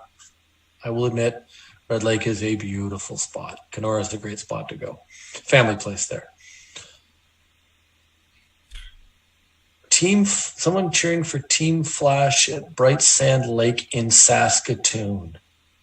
You get a thumbs up from me because you're from Saskatchewan and the Riders are going to play this weekend. Other than that, the thanks for the streaming the game, that goes to the sponsors. They really have done a good job. So here we are. We're going wide here. I've lost a little track of what he's trying to play here. Oh, he's maybe trying to draw to the back corner, freeze it. I thought he'd come through the same port, Dale. Got to be honest with you. He just played that shot. You could draw to it, lie second shot, and make Brad's life really hard. I'm not sure what he's going to pull off here. Well, and he's gone. If he playing the draw, he's gone a bit wider, like you said, Michael. He had been tightening up the ice in that spot throughout this entire end, and he has gone out. He's almost to the edge of the 12-foot here. Got some more places here. There's the Sault Ste. Marie Carrying Place. I've been to Carrying Place. I bought an antique there one time. Okay, the boys are on it. Now we'll see what happens. No, they're watching it. They are not looking very pleased. No, they are not. This looks very heavy. Look at Brad's sweep. Oh, look at that. Look at him. Skipper leaning into it. I've never seen that on our Tuesday night league. I'll tell you that. So he looks to me like he's lying 3, but they are taking a good look to see if they're lying. Back to that earlier conversation. Is he going to try and tap that for 5? Yeah. I would think he's going to draw to it for 4, but they must feel like there's a chance to score 5. I was not going to say it. That was a strange call. I would have come down the same port they just come down. So it looks like they've decided that they're already sitting 3. Which means a crooked number is going to go up on the scoreboard for Team Jacobs. And it's just trying to decide here whether it's worth it to try and really take a stranglehold to this matching. It looks like they're going to draw for 4. 4. Looks like it to me too. By the way, on behalf of Greg Inglis from the chat, he's asked that we not tell his boss that he's working today. So everyone, please keep that to yourself. Carrying Place, Ontario. He's working. Don't tell the boss. Shh. So let us all just work with him on that. Yeah, let us know if we need to make a service call. I mean, we're happy to do it.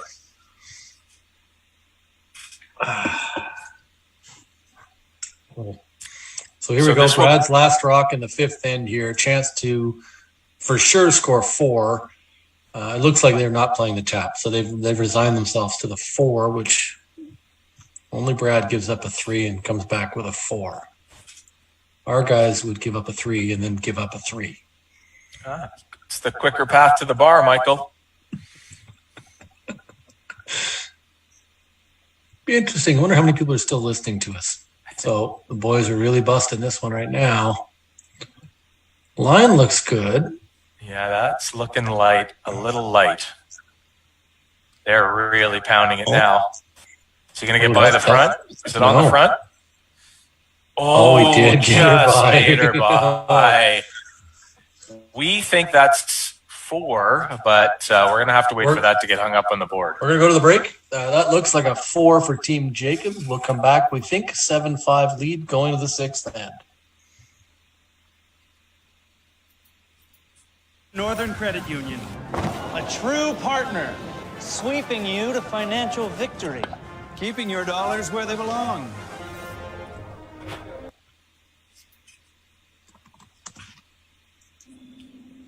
Coyote may not be Michael, you didn't tell me there'd be but 600 we are people a watching name this broadcast when I and a agreed work name to do it.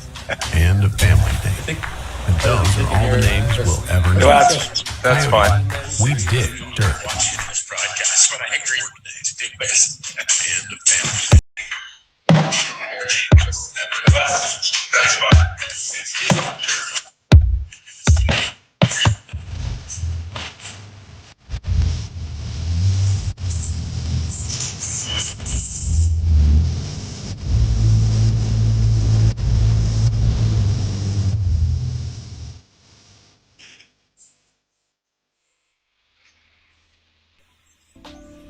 You're never far from Northern Credit Union. We're just one phone call away.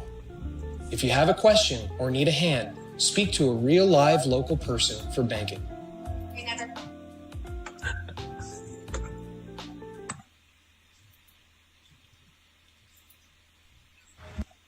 Running the sanctuary absolutely brings me peace.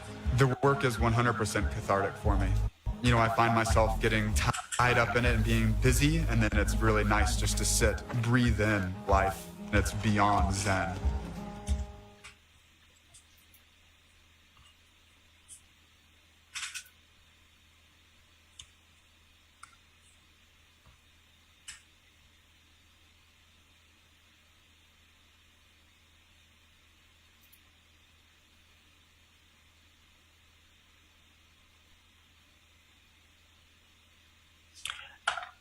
And we're back in the 6th end of play today. It is Team Flasch from the Red Rocks with the hammer in the 6th end. They still have not hung up the... oh, yes, they have. It was a 4-ender last time. The score is currently 7-5 for Team Jacobs throwing the Yellowstones. Michael has... made it known that he would like to have a telestrator if, in fact, we ever get to do this again. I think I would prefer one of those Coyote tractors that they show in between ends. Those are looking pretty slick. Wouldn't mind one of those for touring around the yard. Yeah, those look really cool. I'd like to remind my co-hosts that during commercials, they can still hear us. Yeah, that's fine. Pointed out by people in the chat. So, fourth shot here in the 6th end now, I believe. Team Jacobs lying to Team Flasch throwing up a second corner guard. A few more tells. Thunder Bay. Got to go thundering here with Pat. And Connie from the Sioux might have a refresh issue for a few people's screens. Getting a comment here about the screen, but hopefully it's working here. The scoreboard has not changed there, Jerry. That's, I think, the comment we're getting from people. So we are up. I believe the score now is, as Dale mentioned, 7-5 here as we go into the come home end here in the 6th. Team Jacobs 4-0 in the Spiel, looking to earn a bye to the semifinal. Team Flasch 2-2, looking to win and reserve their rights to try and hang on to maybe get into the playoffs. They are working on the scoreboard on site. So, ladies and gentlemen, it is 7-5 for Team Jacobs. Looking to put up a center line guard here to protect the two that he has in the house, make it extremely difficult for Team Flasch to score multiple points in this end.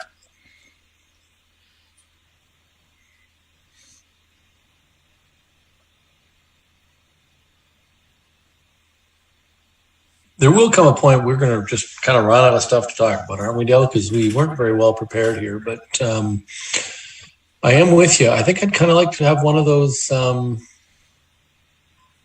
tractors. I kind of like it telestrated though, so I'm just gonna start drawing on my own screen here, like Vic Router does, and I'll get it wrong and I'll erase it, and then we'll go back at it. So here we go. High hard one, trying to run them back. Oh, well played. All three, leaves themselves 3 guards. Perfect situation. Looks like the score has been updated as well at the bottom of the screen. Thanks, Jerry. Probably worth telling people, Michael, that Team Jacobs has won the Oakville Labor Day Classic 2 times in the past. They won it back-to-back. I think if I've got the dates right, in both 2012 and 2013. So they're looking, as you said, to become a 3-time winner of the Labor Day Classic. That's what research will do for you, Dale. You came well prepared with your half hour. I thought Team Jacobs was from Edmonton, so I guess I could have spent a little more time on that. That is flying. He's trying to get rid of 2 of these guards and lose the shooter. That line looks pretty good. Oh, jammed it. Oh, left the corner. There's a corner on each side. That one up by the hog line's pretty high. Looks like he's going to get one in behind it as well. Yeah, he's not going in. I thought he might go in and force the play, but he's going to go for one more corner first. Too early with the way these guys can throw peels. Yeah, I think we're going to see Team Jacobs take a run at a few doubles here over the course of the next couple of stones. I would think so.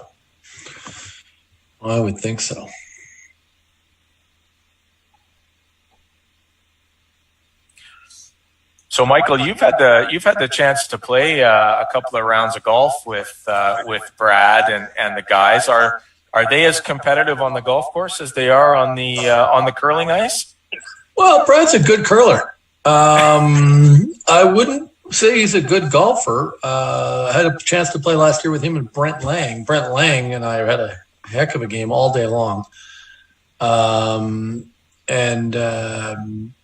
Brent was a pro golfer when he was younger, but no, Brad's a good curler, a very good curler when it comes to golf. And he really is not. He's pretty good at consuming that Kingsville product too. He's very good at making sure the sponsors are well taken care of. Noting the question here about the scores from the other games on the ice, would love to be able to do that. Unfortunately, we can't do that. We're not in the building. There we go. See, the same as us. The curling zone has the scores updated apparently. Sorry, we can't do that. COVID rules and everything else. We're doing this from our basements. I'm in the basement. I think Dale's on the 3rd floor of his house in Ottawa. Basement? No, they moved me to the basement today, Michael. So Brad here going up, peeling the 1 corner guard here, keeping it clean. He'd be happy to hold to 1 here ideally, or a blank even. It's just fine at this point in the game.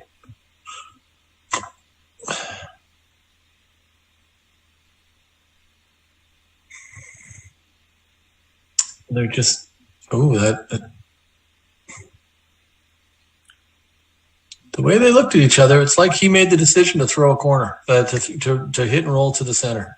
Didn't see him call that, I got to be honest, but maybe they made the call because there's too many guards. They wanted to get something to the center that would give him a chance to get out of the end if he had to. But we see Team Flasch here now talking about getting right into the rings now and trying to bury one behind those 2 guards.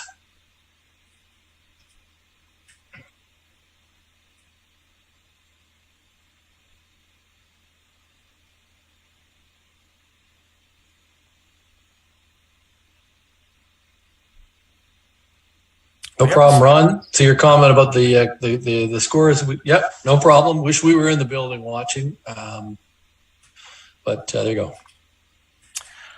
We haven't seen very much play on this side of the sheet, actually. At least coming this way, most of the play has been from the outside in. Seems to be the trend these days. Everything gets to the middle. Get there first, right? Get there early. Beautiful shot. Looks like it's mostly buried. But we'll know right away with Brad's reaction. If he jumps up to take it out, it's open. No, they're thinking about it, so it must be at least 3/4. Yeah, where he brooms it will give you a good idea of what he thinks is possible. I think that's the miss. It is available, just a bit of it. He's probably going to throw a bumper weight at it and he chips the tight guard, roll one in to be second shot. Well, now I'm thinking he was rolling that rock to the middle so that he'd have a chance to bury something later.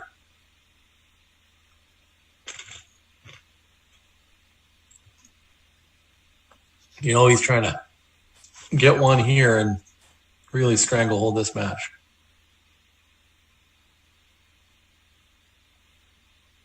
They seem to like this one. They're on it. They're off it. Here comes the curl. You got the weight. Oh, beautiful. And the roll. And the roll. Can you get a little more? Not quite enough roll. Spun back on him, but still beautifully played. Your favorite son-in-law, Mark Kennedy. Team Flasch going to ignore that one in the 4-foot and try to bury another one around those two corner guards. You will, if you joined late, there are a lot of inside jokes. Some of the people that are here earlier in the show, we'll try and focus on the curling, but it's been a good, fun conversation all afternoon. Team Jacobs here 4-0, as we mentioned earlier. Team Flasch 2-2. Big game for both of them. Team Jacobs, we think, is fairly surely through to a semifinal no matter what. But speaking to Brad today, it was all about winning and making sure. He's definitely into the playoffs. This is looking good. Yeah, he just skinnied that guard. And left it fairly high, considering there's a little slippage, but second shot now, Brad's got a decision to make. I think he's going to put one on top of it, but yeah, going to freeze one there and try and lie too. Get the corner, get the inside of it. This is a shot I make all day, Michael. That corner freeze, got that one in my pocket. Yeah, absolutely. You make that shot every time. I'm being told that we can confirm that the semifinal berth is now there. The shootout at the beginning of the game clinched it for them. There was a shootout that would have mattered if there was ties, and they won that. So he is clinched to the semifinal. They will not play tonight. They will play on Monday. If Glenn Howard wins his match right now, they will get the second semifinal berth. And we don't know what's happening in that match. I'll leave it to you to all take a peek at that on the Curling Zone. And I see the question about games being streamed as well. We don't know. I don't currently know. This is a Team Jacobs site that they put together with their sponsors to share their games. So I'm not sure if the other teams are doing the same.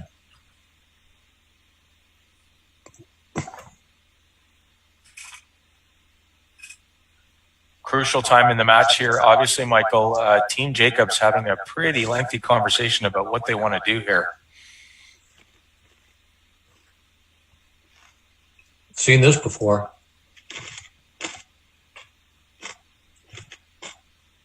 I think ultimately it comes down to what the skip likes. What's he feel? What's he see? And that's the one they're going to go with. That ice, I'm not sure what. I think he's throwing a guard by the look of that ice. But at this point, I'm expecting John Morris to come over from one of the other sheets and stop offering some advice. For those of you big curling fans, John insists on being involved in every decision. Okay, Brad in the hack here. Team Flasch has the hammer. For those of you who were in her earlier, Brad just got a big 4. All you can see on the board in the background. But Team Flasch has the hammer here. Team Jacobs line 1. I'd say with that ice, he's throwing a guard, trying to cover his rock on the 4-foot. With that red rock on the 8 on the high right, be very hard to throw a guard coming the other direction. Hearing Howard up 6-3 in the 6th, so that would give him the other semifinal, we're being told, if he was to win that. This one needs to go. Needs to walk over across the center line. Yeah, a little bit. Oh, that looks pretty good. Yeah, it's looking good now. Oh, I think he expected a little more curl. I think he can maybe get at that with backline weight. Brad won't be happy with that finish. Yep, we've been told, Claudette, you're correct. John Morris did phone in his opinion to the team, so they'd have another view. So thank you, Claudette, for that. Yep, we're going to play that just backline tap. Big shot here for Team Flasch. Make this have a chance for deuce, get back in the game, maybe even a 3. Miss it, and you're going to be in a bit of a world of hurt here. I wouldn't want to be down 3 to a team like Jacobs.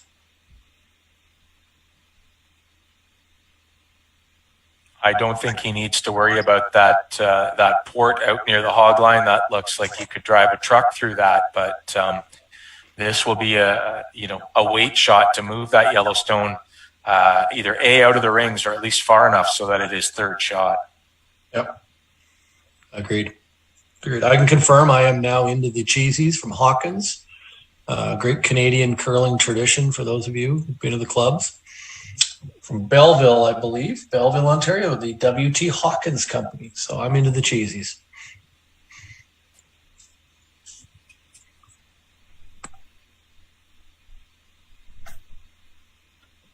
This line looks pretty good so far.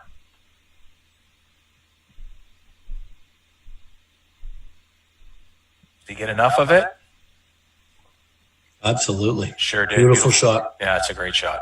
Beautiful shot. I'd say a sweeping error on Brad's card. They should have carried that a little further, and they had a chance to get a little more curl on it. And that rock will be open a little bit. I think he can get one of them, but he might be able to hammer it and get both reds, actually, because I think he can see enough of it.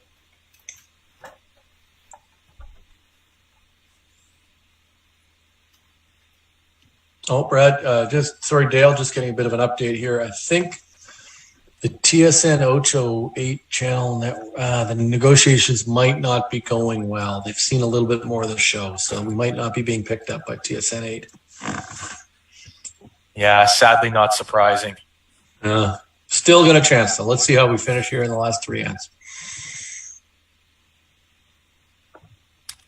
Brad's last rock of this end.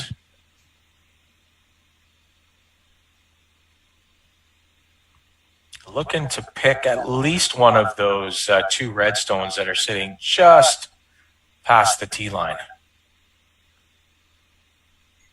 He's moving. This is not a gentle tap. I think they like it. Oh, no, they don't. Yeah, they do. Oh, yeah, they like it a lot. And what a he got them shot. both. That's a great shot by Brad there. You'll recall a couple of ends ago, he flashed one in basically the same spot. So he managed to find the right ice and the right weight, and has bailed his team out here. Team Flasch looking to hit and blank. Had my Vic Router moment there. I thought he'd missed it. I was not even close. So Team Flasch here looking for the hit and roll out. Good question. I don't know the answer to, but I don't know if they're on clocks in this spiel or not. Haven't seen anything on the ice at either end from our camera angles, but looks like might not be, might just be playing the game. So there we go. Blank in 6 for Flasch. We go to 7. Team Jacobs with a 2-point lead, and Flasch will come back with hammer.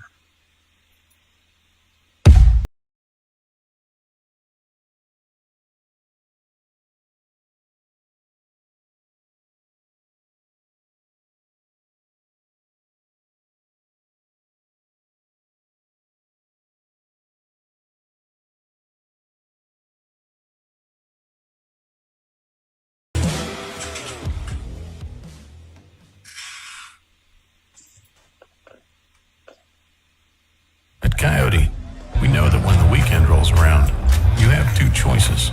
Kick up your feet or kick up some dirt. If only all decisions would be so easy. Coyote, we dig dirt.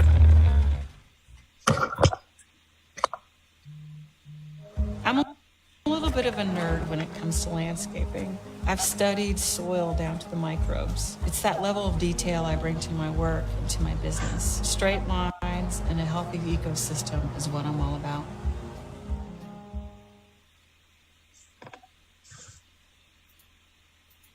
Northern Credit Union, a true partner, sweeping you to financial victory. Keeping your dollars where they belong.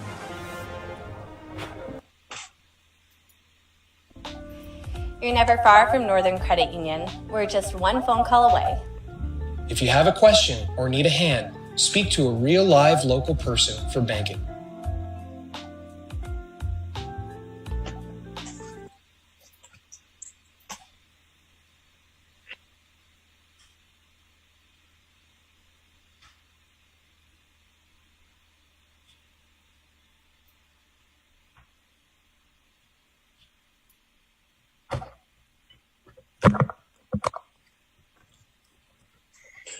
And we are back.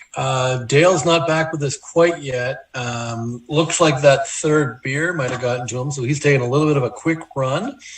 Catching up here is where we're at. Seeing Team Flasch sliding out. It looks like maybe one stone in play for Jacobs' top 12. Hard to tell from here. Talked about it earlier. The team from Team Jacobs' team, the guys that are doing the technology, have done an amazing job. You can see an iPhone there between sheet 7 and sheet 8. There's iPhones on the ice that are broadcasting all of this game. It's been an interesting experience for Dale and I. We've jumped in to help today, but they're doing all this with iPhones and a Zoom connection and broadcasting it on Facebook. So Dale are having a lot of fun. I see he's back. Probably got a fresh beer in tow. So we're going to go for 4 today, are we, Dale? One for the two ends? Fireball now, Michael. Fireball time. So you see Brad here looking at throwing a bit of a center guard here. Team Flasch, line 1. Don't think that second stone from Team Jacobs is in the rings, but it's close. Team Flasch. Sorry, Michael. Team Flasch blanked the 6th end, so they're holding on to hammer here in the 7th. Just reading the chat here, it's consensus from people watching online. Brad, I keep calling you Brad. I keep seeing Brad on the screen and calling you Brad Dale. Sorry about that. Consensus from the team and from everybody watching the show is that we should be on TSN. By consensus, I mean one person said that and someone else liked it. But as far as I'm concerned, that means all 600 plus people believe that we should be live on TSN at this point. I'm putting that on my LinkedIn profile as soon as we're done here. That's Jocelyn Venturi who suggested when you put it on your LinkedIn profile that it'll be TSN's loss if they don't pick you two up. So TSN might want us to use facts though. So we're not really living that way. That rock was in the rings. Team Flasch here making a play on it. Probably make a little hit and kind of roll in behind a little bit. Let's see what happens. Team Jacobs and Team Flasch looking a bit lonely out there all of a sudden, Michael. Just from the shot from the other end of the rink, it looks like at least a couple of games next door to them have already finished. They must know and understand that kickoff is creeping up on us. I might be split screening at this point, watching the kickoff of the football game. We got another one. Donna believes that we should be on TSN as well. So I think at this point we go with it. Stop for a moment again. Thank the sponsors of Team Jacobs. Find their webpage. Take a moment and go in and sponsor one of those great companies. Buy a beer. Go into Northern Credit Union. Move some money, I guess, would be the best thing you could do. Just go in, give them $100 and say, can you make change? They'd appreciate doing that for you. Northern Credit Union. And I got to tell you, they're very diverse in the kind of work they do. They're prepared to give you 520s if that's what you want, or 1010s. If you want quarters, nickels, dimes, they'll take care of you. So you just take that $100 in and ask them to, Mike said, come make change, and they'll take care of you. So here we go. Team Flasch here after that play is going to look like they're going to try and make a run through. A little lag in my screen. Mine too. Work. Yes, he did.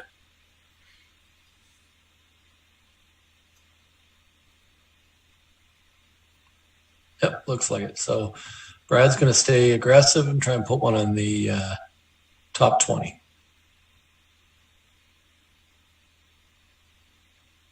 Nice to read the comments. Really appreciate it, guys. We've jumped in. We're having fun doing this. We'll be honest. As Dale said earlier, we're a couple of beers deep, but that's the way we roll. We like to have fun. We're in our 50s. And let's be honest, we're on the downside now. So we try and enjoy life every day we can. Listen, Michael won't say this, but he is friends with the Ottawa Senators play-by-play announcer Dean Brown. So we're going to be sending Dean a tape of this once we're done here, and we'll get some feedback, and we'll try to be a little bit better next time. We will, if we're invited back, Dale. If. Oh, right, yeah, sorry, made a bit of an assumption there. So here we go. Team Jacobs trying to come in here, as we called earlier.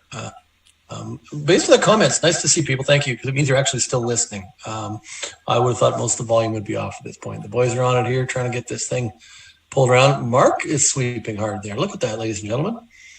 Mark is really bending that broom. Huh. I'm familiar with seeing a third sweep like that. Top son-in-law, apparently. Yeah, top son-in-law. So,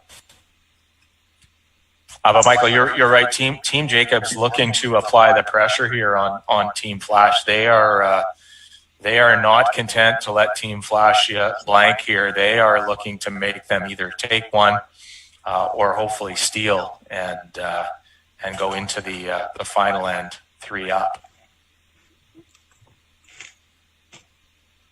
There we go. Playing the straight back. Rolled a very, very unaggressive play here by Team Flasch. I've got to guess that based on our earlier conversation, he's really looking to get to the clubhouse to watch the Rough Riders play. That's a good Saskatchewan guy. He's trying to save time because kickoff is close. All hits all the time. Yep. It brings down your chances of winning. But he took a look to the right and saw 6 empty sheets and went, oh, geez. Yeah. There's a certain irony here. We're going to turn on the Rough Rider game here in a few minutes on TSN, and 35,000 people will be in a stadium without masks on. Yet here we are getting ready for a curling season where we're going to wear masks. But Brad keeping the pressure on here, trying to bury one in here. Very wide. I may have missed what he was calling here because that's coming around wide. He may be just going to the top 4. No, that's starting to move. He is trying to bury that stone. They are trying to carve it in there. Look at Mark yelling at the sweepers. Very much appreciated when the third comes down and yells at the sweepers. They love that. When they're sweeping really hard and third just gets over their shoulder and yells, they really appreciate that time alone with the third. Going to see the run through. He is playing for the pure blank all the way. So there's probably some actual good curlers watching this thinking we're crazy, thinking this is not very aggressive, but this is very unaggressive.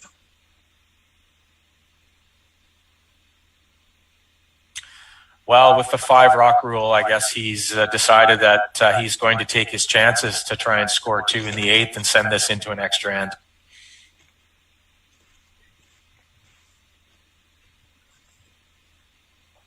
Again, the extra end will be brought to you by the Northern Credit Union, your favorite provider of change. If you need change, go to the Northern Credit Union. They'll take care of all your needs.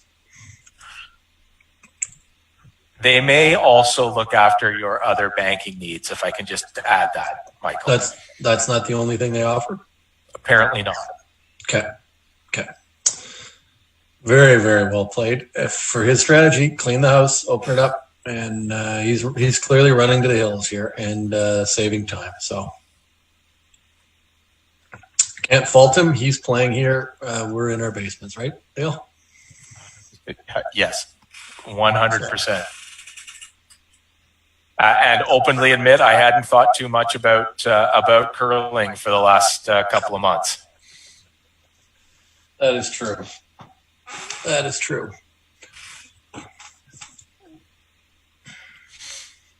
We just got the notice from our club that our curling ice is going in the 3rd week of September. So that is always an exciting email to get.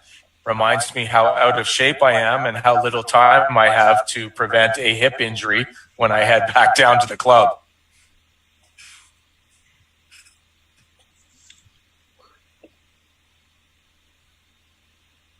Well, there we go. So we're continuing with this wonderful game. It reminds me of I believe it was a Silver Broom game I saw in Winnipeg.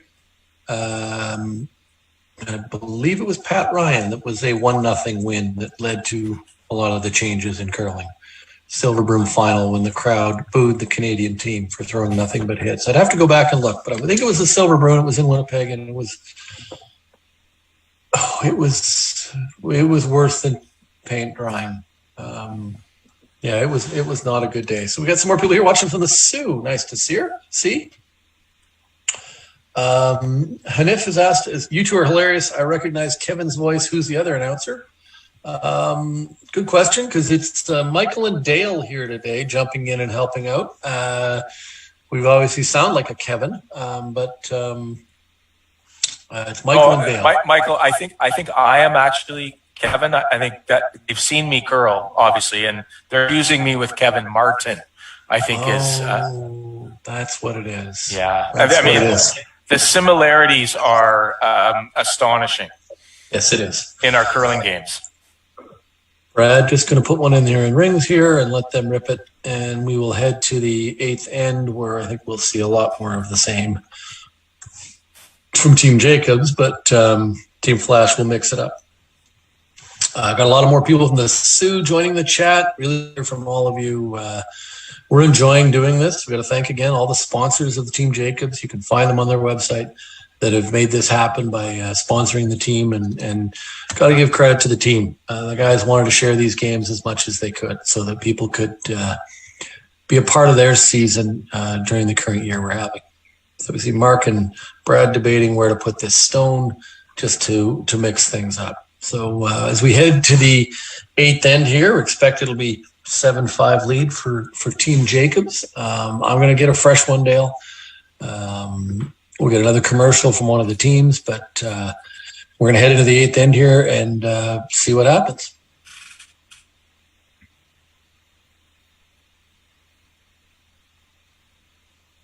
This very hard to do commentary on this. EJ leaning on his broom. Ryan watching, or is that Ryan? Because I can't tell. Basically just keeping it clean. Yeah. Beautiful sweeping, the way they took that right to the tee line.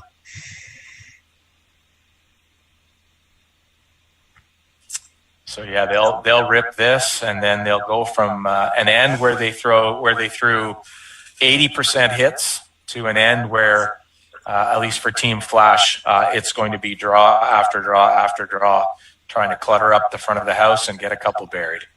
There we have it. Team Flasch rips it out. Let's get out of the way here and let a commercial run. We're going to head to the 8th. 7-5 Jacobs, Flasch with last rock. Northern Credit Union, a true partner, sweeping you to financial victory. Keeping your dollars where they belong. You're never far from Northern Credit Union. We're just one phone call away. If you have a question or need a hand, speak to a real live local person for banking.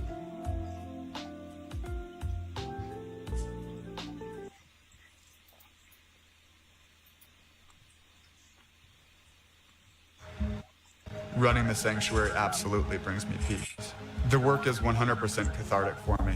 You know, I find myself getting tied up in it and being busy, and then it's really nice just to sit, breathe in life, and it's beyond zen.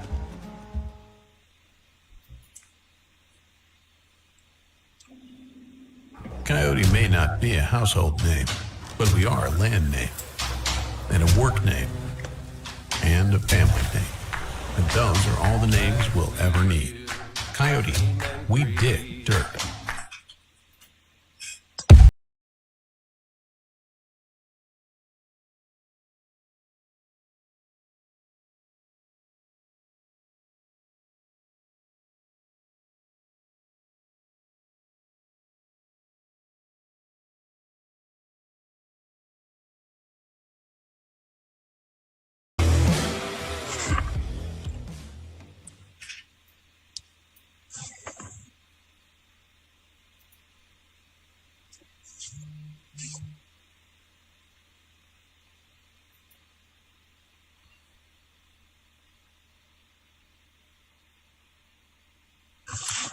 Welcome back inside the Oakville Curling Club for the 8th end of this match between Team Jacobs playing the Yellowstones and Team Flasch playing the Redstones. Team Flasch has blanked the last two ends. They're down 7-5. They are looking to score a couple to send this into extra ends. Just before I turn it back over to my partner, Michael Sangster, let me just run down, for posterity's sake, the sponsors for Team Jacobs.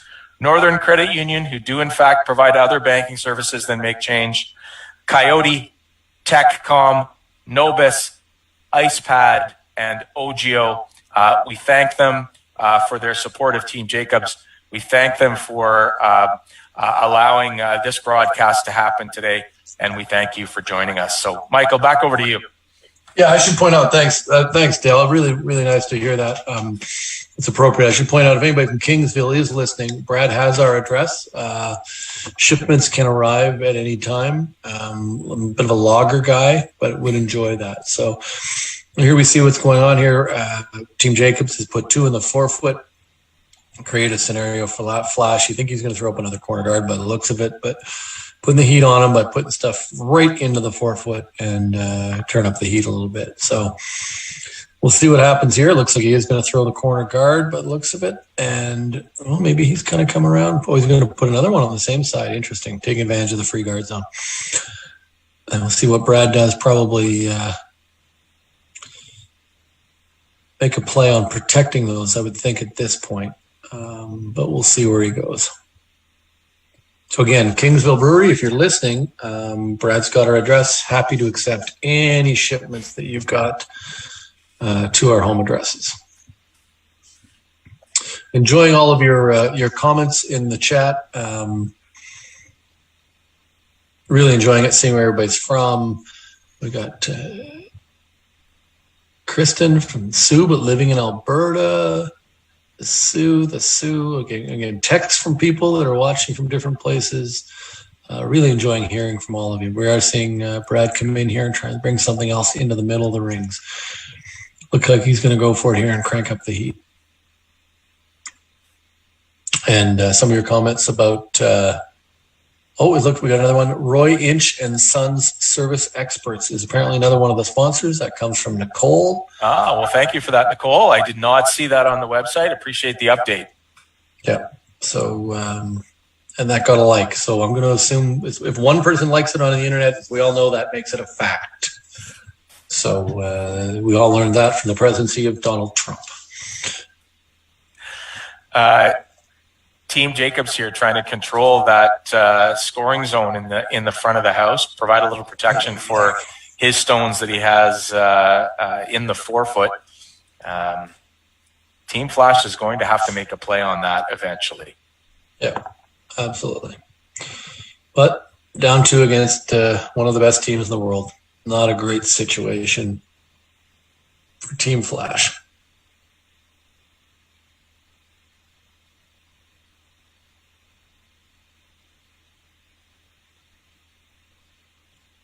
I think he might. Is he trying to angle freeze here, Michael, or is he just chipping it off the center line? I thought he was trying to chip it off the center line, but that's looking like he's coming right into ticket and jiggle those around a little bit. Yep, jiggle again is a technical term used in curling. For those of you who aren't familiar, it's when you just gently move a rock a little bit. You kind of jiggle it. I think it was termed by Colleen Jones originally back in the late 80s. Was that when she was broadcasting or when she was playing, Michael? It was during her playing days. Used to just jiggle this just a titch, if I remember correctly. Yeah, fantastic. Hard to keep track of some of the curling terminology for those of you who don't play every day. That's why the players are mic'd up now, so that we can get that type of developing terminology on the fly. Yeah, it appears that so Brad's just playing this hit and roll the middle a little bit. I think he wanted to roll a little bit further in. This is not creating a great pocket for Brad. He won't be happy about that. There's a couple of nice spots for Team Flasch to suck a couple of rocks in here and potentially create a deuce opportunity in an extra end, which would cut into the football game, I got to tell you. But the one benefit for Team Jacobs is that all of his rocks are sitting in front of the tee line. So that's one benefit. But I agree, Michael. He would not want too much backing here. No, but they're such masters at moving rocks now that even when they're perfectly frozen, they can weld them out of the rings. This looks like it's hanging heavy. out. Yeah, it's going to tap it. That is not a great result for Team Flasch because now Brad can hit that and weld one in top just to work with you. You'd have to jiggle it a little bit and maybe just a titch, one might say. I am hoping to see someone in the chat that remembers Colleen Jones with the word titch because I remember her using that a lot actually when she was at the top of her game. She had an incredible career. Colleen and I were members together at the Halifax Curling Club back in the day, so that should give you an indication of how long I've been trying to learn this game. And that is the only thing that you have in common with her about curling is that you were members of the same club, which really 100% true. Yeah. So The stone looks like it needs a little bit of movement still if he's going to get some inside roll. Oh, there it is. Here comes its movement. He's going to get that roll. Oh, that's pretty solid. Yeah, that's a good shot. Yeah. This is the right call, though. I think if he moves this right, he'll create a nice pocket for himself. It's Team Flasch here. We are starting to get deeper into the end here, though. I would think we're into the thirds shots here. Thirds first stone for Team Flasch. It might be the second to last. I've lost a little track.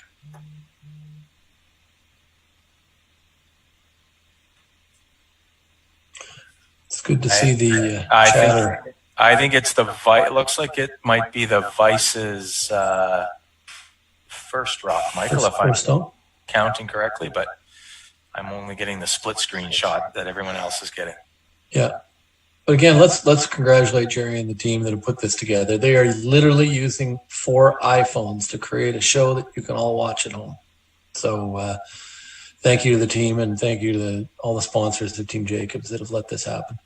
This will probably be the only opportunity we're ever given to do something like this too. So on behalf of Dale and I'd like to say thank you. I think we've had some fun on a Sunday afternoon. Be interesting what we'd do if we prepped, Dale. It would be interesting. Here comes the stone. Here comes the stone into the rings. This is looking pretty good. That's a nice little jiggle. Michael, the last time you and I used an iPhone to post something on Facebook, we continue to try and forget it. That would have been the Mitchell Invitational Bonspiel in Utica, New York. It certainly would be. It certainly would be.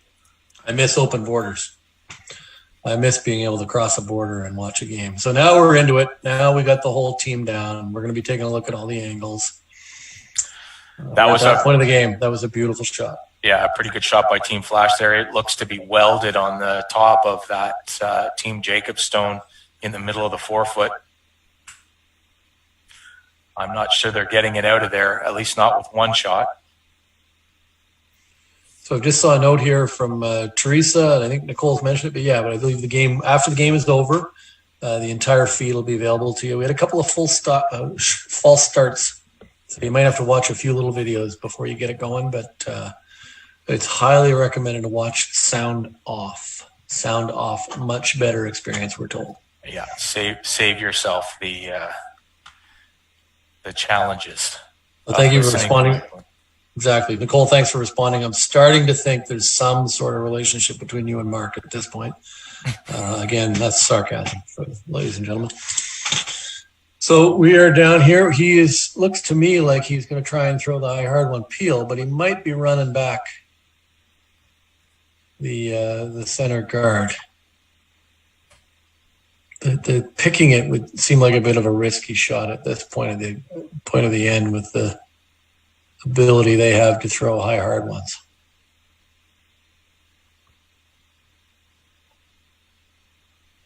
Mark is a master at these shots.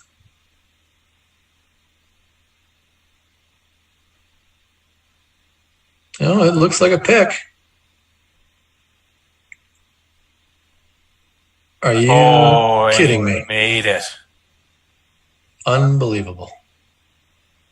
Sorry, but you just have to stop sometimes and say, wow. Yeah, Michael, I'm not sure I have that shot in my bag, my curling bag. That was quite something. Yeah.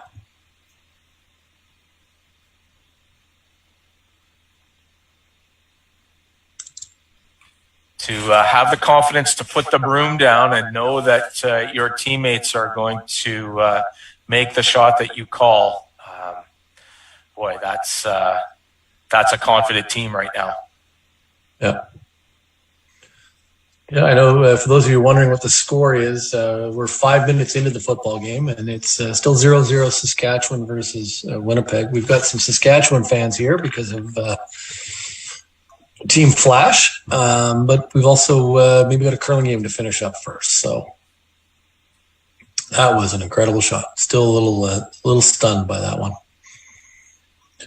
So we're seeing here, just trying to attempt here. It looks, I thought, to just freeze one in there. But it looks like he might be playing a little bit of weight to tap and roll over there. But now, there's my Vic Router moment. We knew it would happen, and now it has happened.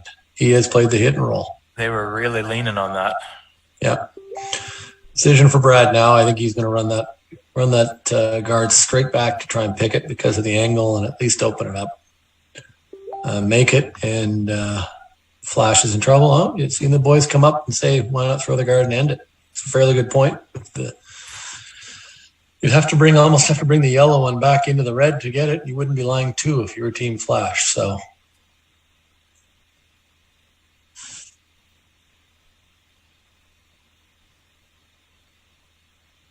that's right. If they throw the guard here, they either have to remove that yellow stone or they have to get two of their own basically sitting on the pin. Yep.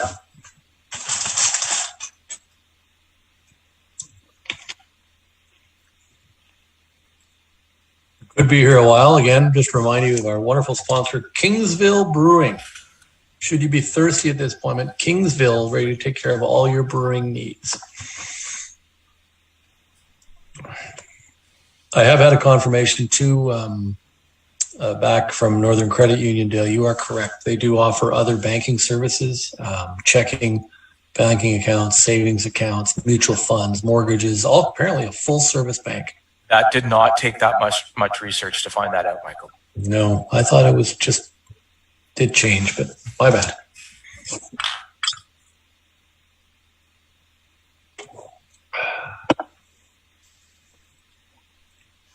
Someone asked earlier in the broadcast whether or not teams were on the clock at this Bonspiel.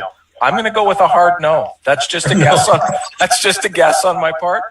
But based on the amount of time taken over this shot, I'm going to say no. Yeah, it's looking that way.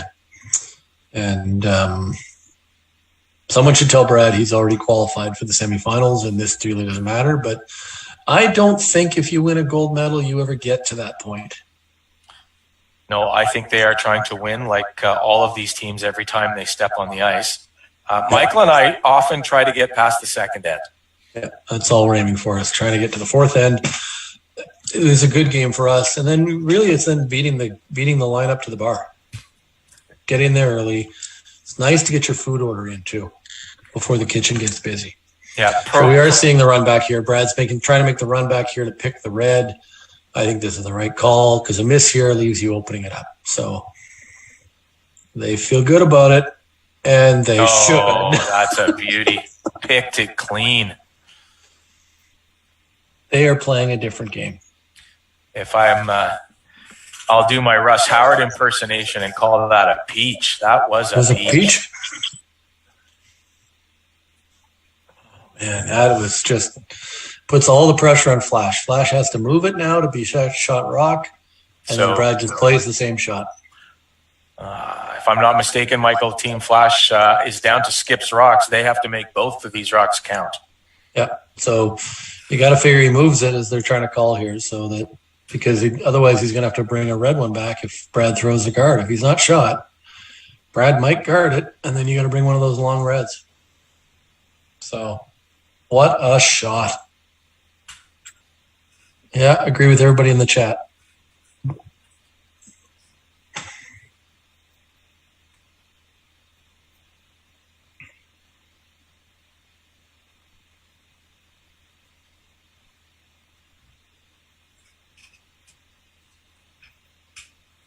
As a stunned silence falls over the crowd over that shot.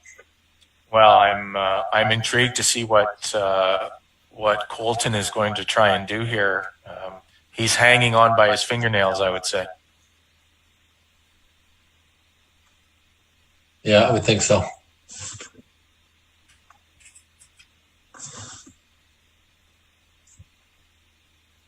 So again, just to go back here, guys, Brad Jacobs 4-0 here. He is into the semifinals. Keep an eye on his website, Facebook page to see when the next games are. But he will be not playing in the quarterfinals tonight. Oh, beautiful shot. Beautiful shot, but Brad remains shot rock, I believe. I'm pretty certain of that. So I think you're going to see Brad run that straight one back again, but there's a chance he might throw the guard. So as I was saying, stay tuned to the Facebook page, and semifinals are 9 a.m. tomorrow morning. If you want to enjoy the show Nice little breakfast, bit of coffee. It's a morning game, so Tim Hortons would be good. And take it all in. They're going to play the run back. It looks like. Just made it. Play it again. This would be quite a shot to go up and be 5-0 in the spiel to start.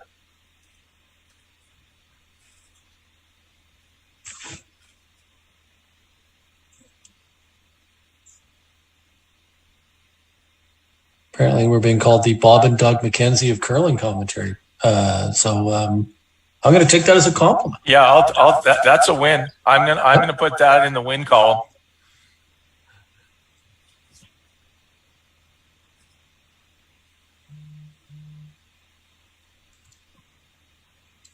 Here we go, Brad, running the straight back shot here. This could be it. They look close. Trying to get a little curl, a little straight, and that is handshakes, I think. So with the broom taps. Broom taps, handshakes. With that, guys, on behalf of Dale, we're going to wrap this up. We appreciate all of you guys joining us today. We had a good time for our one and only curling appearance, being commentators. Michael Sangster, Dale Austin, and we truly enjoyed jumping in and doing this today. So Brad, we'll put him into the semifinal tomorrow morning at 9 a.m. Check out his Facebook page and see where the game is live. Thanks all. Thanks everyone. Dale. Have a good long weekend. Take care.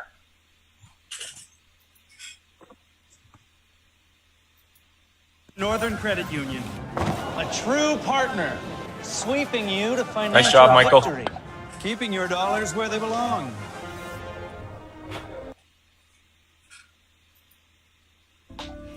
You're never far from Northern Credit Union. We're just one phone call away. If you have a question or need a hand, speak to a real live local person for banking.